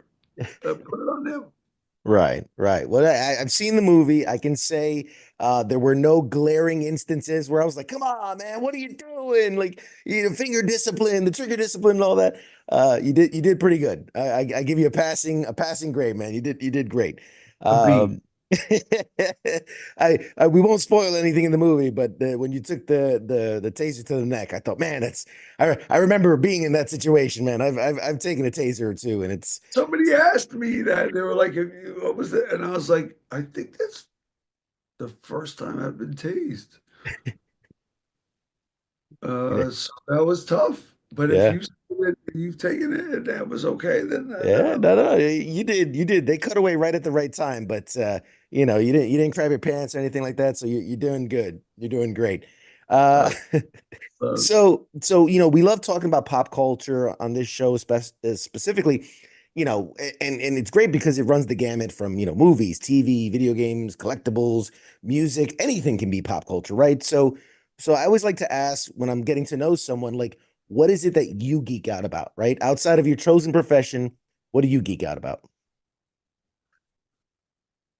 um, I geek out about um, when my kids come to play doing my kids play piano and violin, and they say, when my kids are 11 and 8, and that's where I'm at in my life. So I kind of geek out like when we go and do a performance somewhere, like, or a charity event, um and I'm not worried, but like they come correct in front of people, and then I'm like, all right, you got your daddy's DNA. And I'm like, I geek out on that. I geek out on. I don't have like I'm not a favorites kind of person, but I geek out on moments in life. I That's geek out awesome. like no matter what, like things are in order, even when they don't feel that way, or when people like I just lost my dog and I Mm, just lost this and that, like things are going awry or whatever, and I geek out on being in awe sometimes. sure. Like the universe, like because I feel like that's a stimulating way to be, and I'm responsible for as much as I possibly can be. And I know this is super foo-foo, but I don't have like I can't tell you, yo, I'll tell you, no, I'm lying. I'm lying. You know what I'm geeking out on? And I'm a shamelessly plug because I have it in the background. Go for it. This. Have you ever seen LMS? Yeah. All right. So I'm geeking out on that because I'm going to produce that with my boy Leo DiCaprio's company, Appy and Way, and we're going to make that a Marvel Universe. So there's the plug. So, There you go. No, hey, listen, I mean, I know, maybe not a lot of people know that besides being an actor, I know you're musically inclined, you do photography, you dance, like you are a man of many, many talents. So the oh, fact the that 45-minute interview gives you the right to call me out on dancing. Oh, I I love it. mean, come I love on. You know what? There's no shame in it. No shame in it whatsoever. it. I I, love it. I love it. It's great. And I think so that it just speaks a testament to the fact that, if you can be in awe and geek out over the moment when you have so many passions and hobbies and creative outlets, that's incredible, man. I love to hear it. Uh, we could talk for days. I mean, for everything from Romeo and Juliet to The Perfect Storm, Day After Tomorrow, like Ray Donovan. I mean, dude, you've done so much. I mean, I'm a huge nerd, so Punisher, All nerds. Warzone. Like if we're Uh, not we're nerds, then what like if you're not a fan of something or what I don't know, fan isn't the word, but if you're passionate about things like I appreciate you. And I'm the same way. I don't have as many since you do this all the time, you can zero in on what it is, and I'm kind of like okay, yeah, yeah, but I gotta go pick up my kids and take them to you know what I mean? Absolutely, absolutely, man. No, I love it, and I love the fact that you share that passion with your kids. I have a 7-year-old, so I Oh, totally get it. boy, Totally girl. get it. Boy, he's a boy, crazy kid. Jujitsu and Listen, scouts and all the love stuff. it, love it. That's It's the fantastic. best. It's the best. So I got to ask you about let's talk about Armor a bit because Okay. I mean it's a classic action thriller setup, right? There's high tension, there's personal stakes. Like when you get attached to a project like this, what is it that draws you to it? Like what is it about your role in the film that gets you kind of excited for it? I mean, when I read this, and after doing a lot of interviews, right, I get bored with hearing my own voice, and I don't like to say bullet points. But obviously, the truth is, it's like, oh, you're gonna work with Sly, Yeah. um, who I respect in all the forms,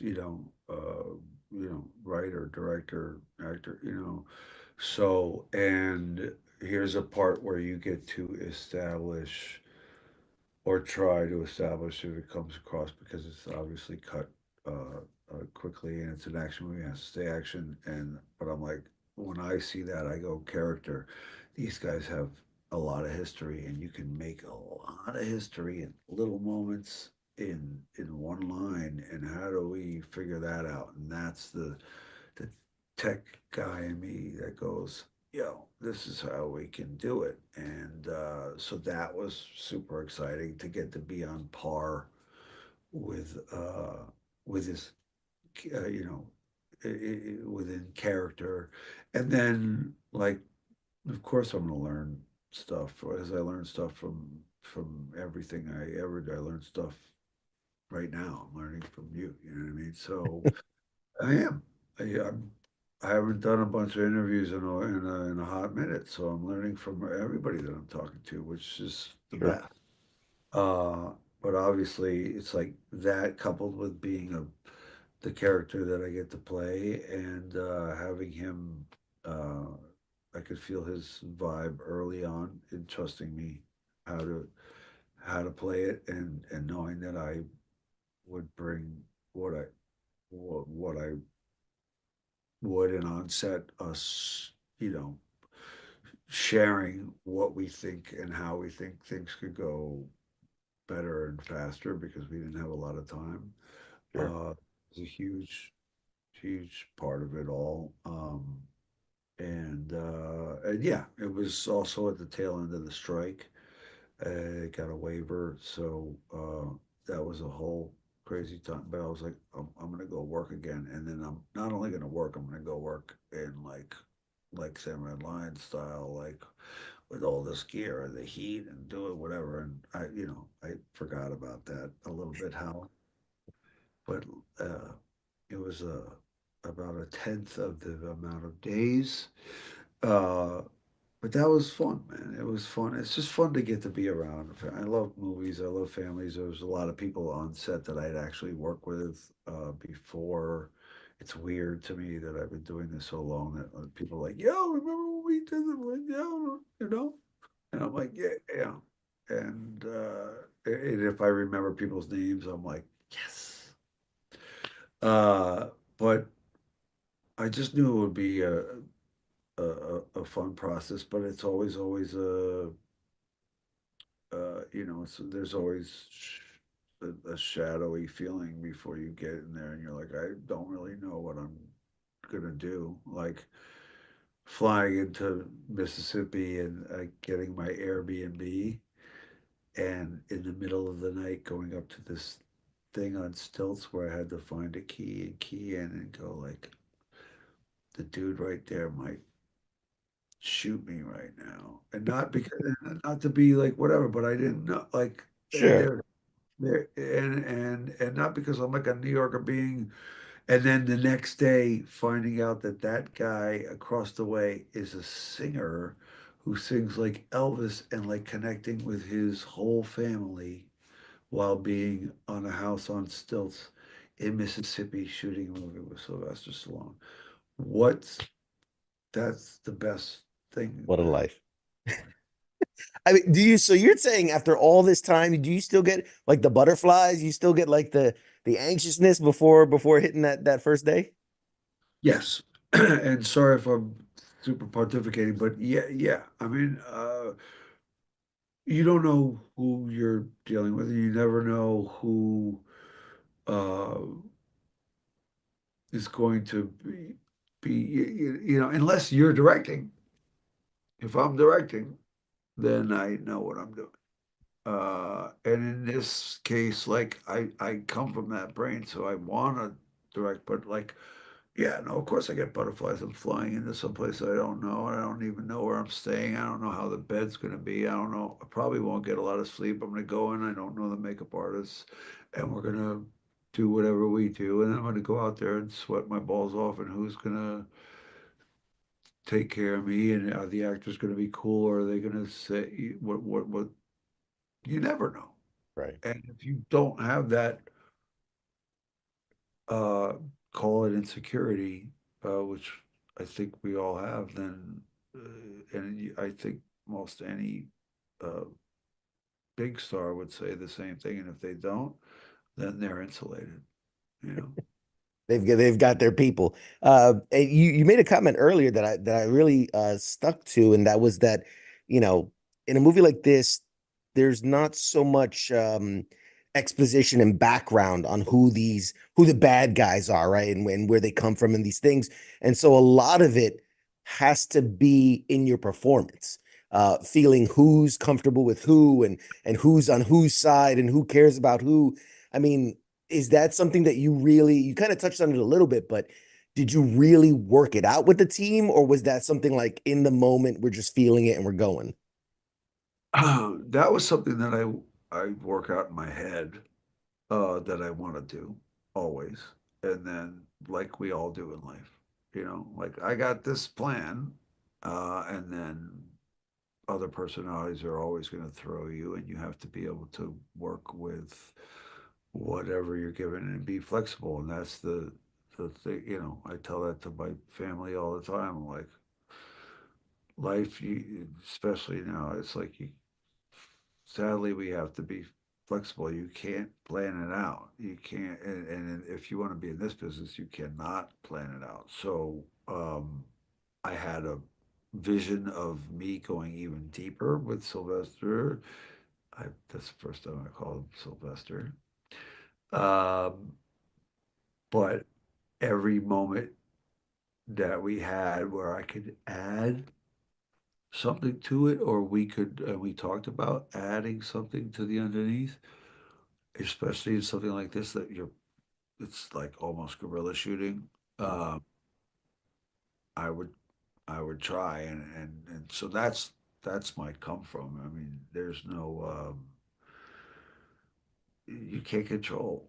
I mean, even if you can't, you can't control the elements, you can't control everything. The You can control what you can control and try to control it as much as you can, because we're all right about what we think it's going to be, but then you have to work with everybody's personalities, etc. So again, since you have 45 minutes, I'm pontificating. Please, no, hey, dive deep, man. Go for it. Dig deep, bring it all up. The, this is a movie that's, like I said, packed with like really, suspenseful scenes, and there's a lot of action involved, and complex. I can imagine complex choreography and stunts. Like at one point, you're climbing all over, like the thing's tipped over and you're climbing all over it. Do you remember like any like, I don't know, really challenging moments on set, or just complex things you had to do? Anything that sticks out from that shoot? Yeah, and I'll try to get back to bullet pointing type of thing, speak rather, but e- everything is everything is challenging when, like I'd like to say, like there's a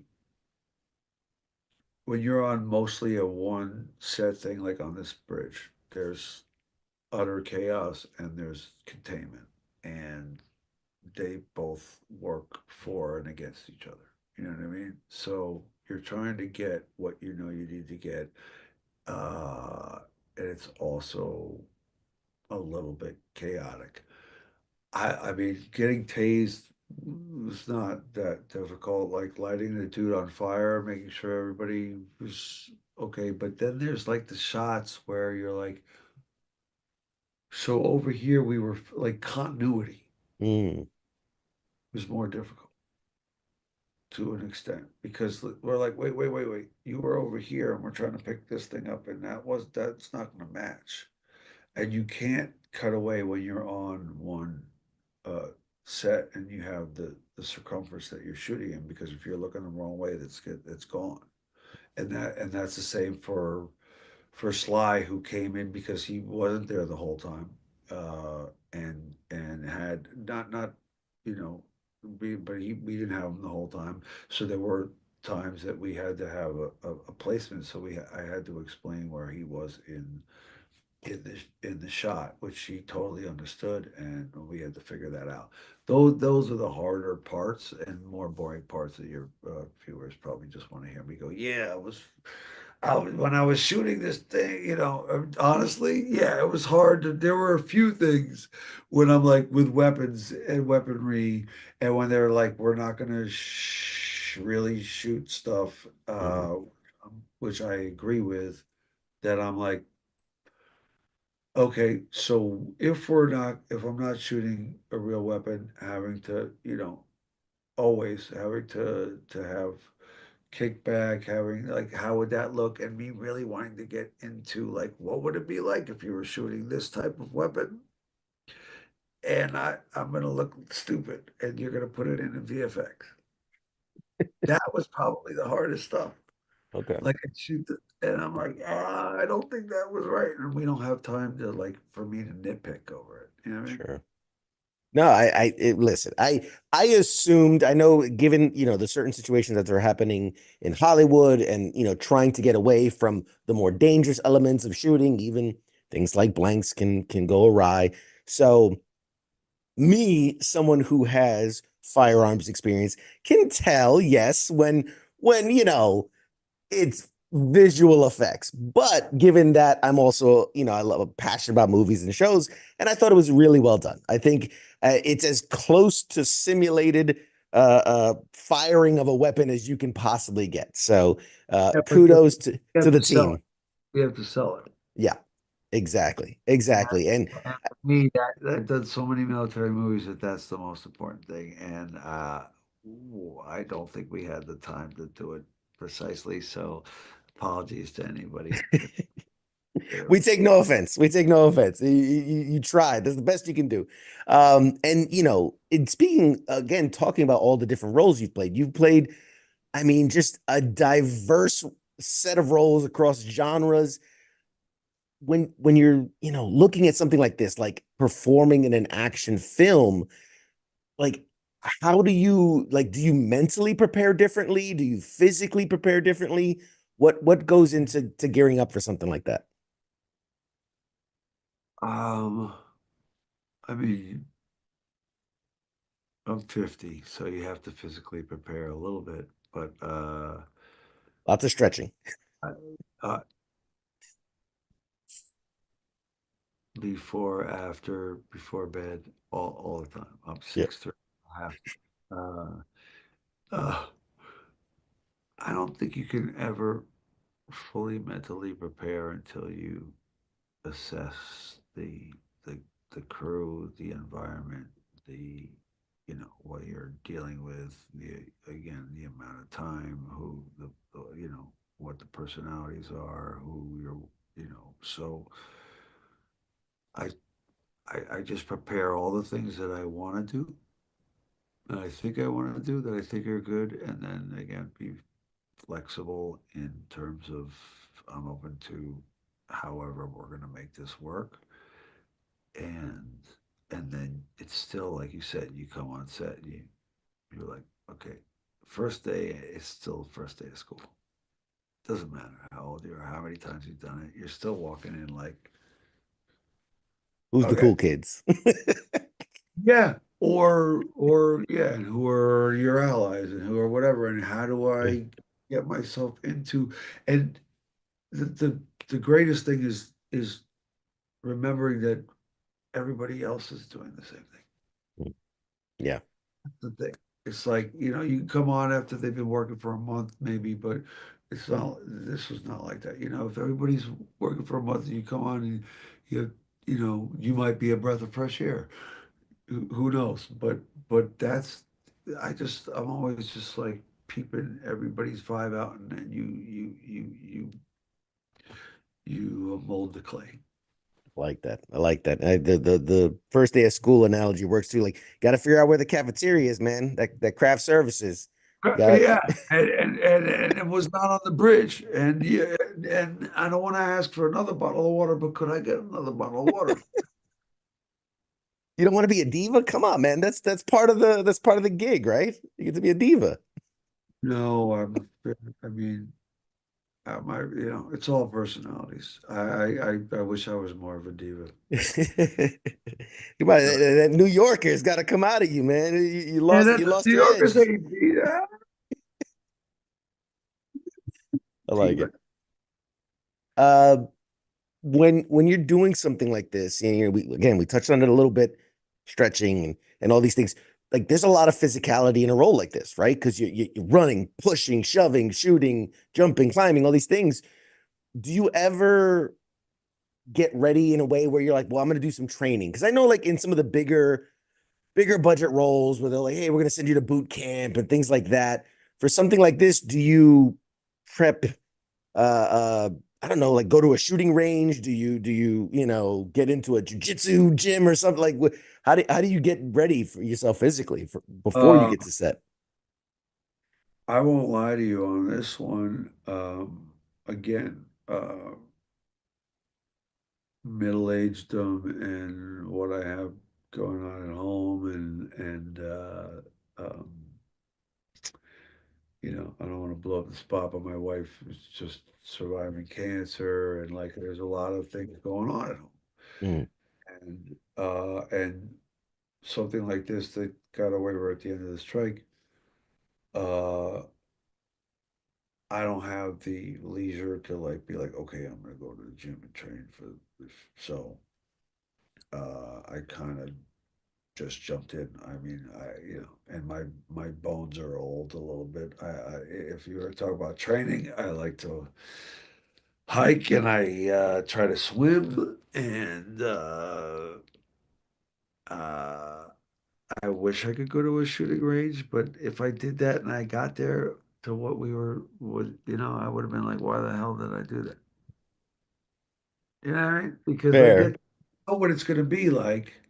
It's going to be because it always is. No matter how big the movie is, it's usually a pig F. You know what I mean? Mm, And so you got to figure it out on the thing. But like, and I'm just not at that stage of my life where if I was a younger man who was single, I would be like, and and then I would get there and have to deal with the same thing that I'm dealing with now. mm, And I know how to handle it better in telling them, like, I'm sorry that you trained for all this, but this is how it's going to go in order to get this shot. mm. That makes sense. Oh, absolutely. Absolutely. That's the flip side. No, I appreciate the candor and the honesty. We're just two dudes. We're just old dudes just shooting the shit, man. We're just gabbing here. Uh, is there any like, and again, I know you're a busy guy, and sometimes I can imagine the work blends together, but is there any particular scene or moment from this movie that you're excited for people to see? Like something where you're like, oh, wait till they see that, you know? Why don't you tell your viewers you watched it? I mean, I have my opinions. Like, sorry, he made me laugh. I mean, Uh, let's not get it twisted. We can't share it, can we? Really? I mean, that's true. We can't reveal too much. That's Can't why I really said, reveal. You know what it is. yeah, yeah. I was gonna see if I can get you to say it. I did. You get a shot in the neck with a taser. We'll leave it at that. Shot I, in the neck with a taser that was was the that and looked I fun. and I I pull out on a few people you know Yeah, you handle your hurt. business. And, yeah, and I wanted to have a more of a tussle with Jason Patrick than we had to, but uh, uh, that water was a little sketchy. Yeah, I wanted to ask about that, but I don't, I want to leave people in suspense. They got to see it, and then we'll circle back to it one day. So obviously you've been in the big action movies. We've talked about it, Day After Tomorrow and all these different things. But you've also been in like really like deeply emotional projects routed in the character and I think like Ray Donovan and things. How do you decide like where you want to be? Is there a specific genre that you prefer or that you're pulled to? Like, give us some of your thought process. Uh, my thought process through all of it is that I just want to do more rom-coms where I'm having sex with more women. Um, Yes. you know, Yes. but No, I'm with you. never seen. Uh, Honestly, I just like to. I feel like the universe is in order. I like to do the rainbow, and I truly I do. I want to play a villain. I want to play somebody who makes you laugh, somebody who makes you cry. I would love to, you know. I think I have a pretty great English accent. I wish they would hire me for some BBC show. Sure. I feel like I just want to do everything in this career, and nothing is out of bounds. It just has to be good. I'm obviously, uh, by result, pigeonholed in some ways, um, which I would love to get out of. Probably not doing myself a favor with my candor today, but I'm not making a play for King Arthur right now. But Right. I just I really there's nothing that I want to do except it be good, and I've done things that I'm really proud of and things that I'm not so proud of, and Things that you've learned from, right? We don't badmouth anything. There's always a learning experience, right? If it's either you good or tell you me, learn from it. what are things that you want to do? Oh, okay. I want to. Hey, You're I'm talking a doing what I whole want. lot, and I usually like to ask the question. Hey, that's right. This is about you, man. And again, I was looking through, your Are you trying to get out? What do you want to do? what do I want to do? I want to continue interviewing amazing people. Listen, I'm a nobody, right? I'm just a guy I- who I That's right. love movies. I love TV, and I'm the guy that buys the DVD, watches the movie, but then watches the director's commentary, watches the making of featurette, watches the bloopers because I'm so enthralled by what you do and just the movie making magic, right? More than just what ends up on the screen, but the incredible amount of work that happens behind it, right? I've talked to the grips, I've talked to the PAs, I've talked to the That's who you talk to. that everybody, because I find it so what you guys do in bringing joy, in bringing realism, in holding up the mirror to society, like to all these different aspects of the career. It's incredible what you guys do. And as much as Speak for yourself, dude. You're a reflection. No, no, no, no. Look, you can't be involved in that and do what you do without being a part of it. So like, don't isolate yourself. You obviously, and you are a appreciate it. catalyst for all of it. You know what I mean? Like, Absolutely. files Nah, up. that's nice. It's like it's not about me. Nobody's here. It's Trust about, me. yeah, yeah, My no, no, but that's the problem. It is about you. And if it wasn't about you, you wouldn't be doing this because your face is on camera all the time. And so this is the way to be about you, and that's cool. I love that. I give respect and high praise, and you're courageous. I wouldn't be able to do that every day. I was gonna say people are sick of me talking about myself. That's for sure. That's why we that's why I bring people like you in. You're interesting. You're If they're following you, then they're not disinterested. that's a fair point. That's a fair point. As we start to wind down, because I don't want to hold you any longer than you've agreed to, and you've been so kind and honest and open. I love it. I'm curious when I speak to someone such as yourself who's had such a storied career, has been doing it for a while now. Again, I don't want to date anybody here, but you've been in the 30 game for a years. minute. You've been in the game a minute.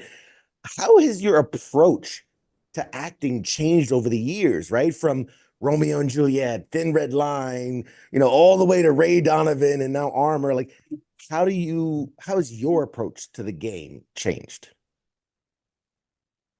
Um, you have to, my belief, if these are tough questions, and I appreciate it, and I appreciate doing interviews again because I haven't in a while because it makes you reflect. And I'm older now, and my feeling is, you know,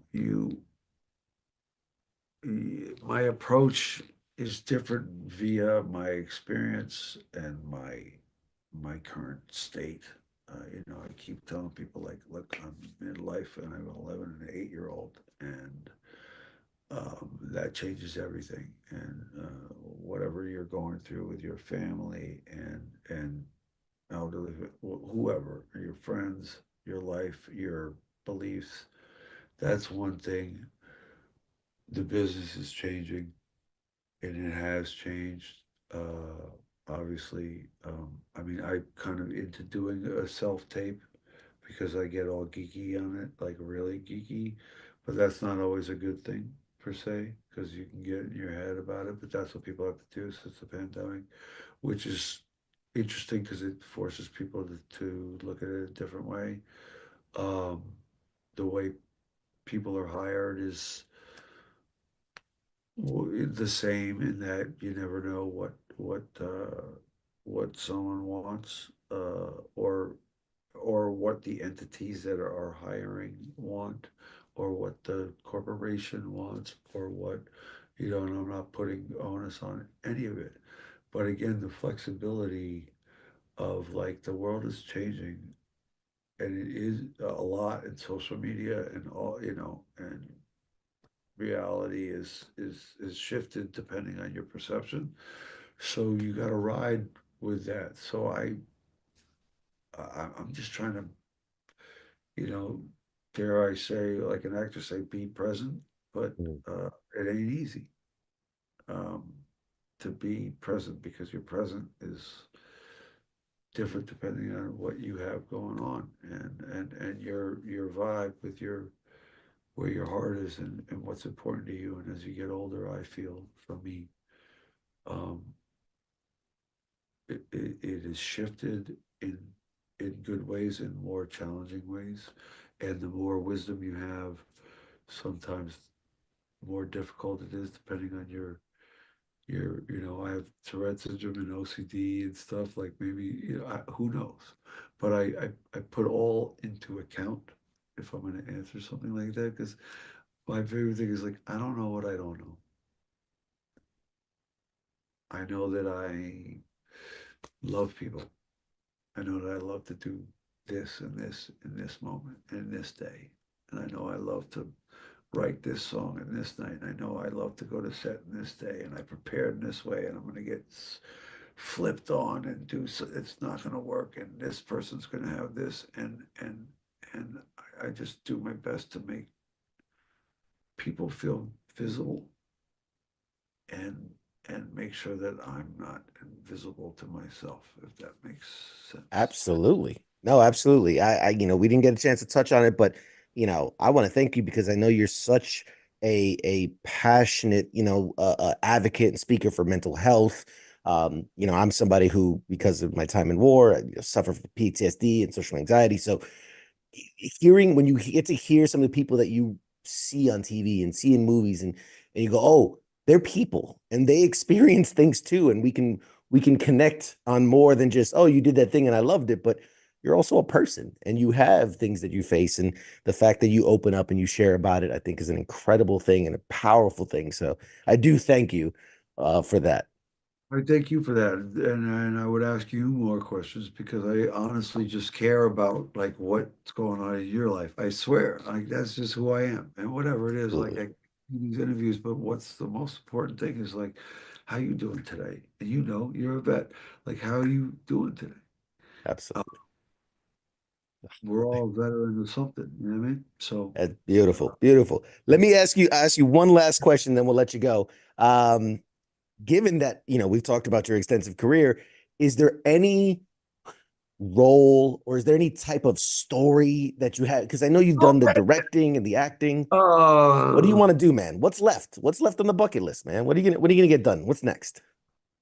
um, what's next is, well, there's a bunch of things. What's next? I just formed a new company, production tech, bunch of stuff that will take its time to form. But I don't love being a producer, to be honest, because there's a lot of stuff that I continuously find that is troublesome. Uh, but and that's not my forte, but I'm proud to do that, because I feel like what's missing is, again, the personal relationships with people, and understanding where everybody's come from is, even in business, even when you're trying to close a deal or whatever. Like, you got to understand where everybody's come from, is how they operate from their history, and what you can do to be the trampoline. All right. That being said, I have two projects I want to direct. One's like a young, really cool story about the first kid that was exposed to be kidnapped in New York in 1979, named Eton Patz, and how that changed the whole landscape of New York's helicopter parenting, the Mm, NYPD. and I have experience with that. But that's one of many. And yeah, I'm gonna drop a couple new songs. I got a song with my daughter called "Too Slow" that I hope is gonna be on this next thing, the next miniseries. I'm just trying to be a good father and Keep him listen. busy, man. God bless. Oh, I You. wish you all the success, man. You deserve it. I want to thank you for your time. We can't forget to go check out Armor. It's going to be in November theaters, 20th. on digital, on demand, November 22nd. Dude, you're an incredible dude, and I hope our paths cross again in the future. I want to thank Dash. I'll give you the last few seconds. You can say goodbye to the audience, and then we'll call it a wrap. Um, I just want to say thank you. I didn't know we were going to have 45 minutes, and you let me obviously. Uh, this was very cathartic for me, and I appreciate it. And I hope we talk again. And to all your squad and the vets, thank you for your service. Happy Veterans Day.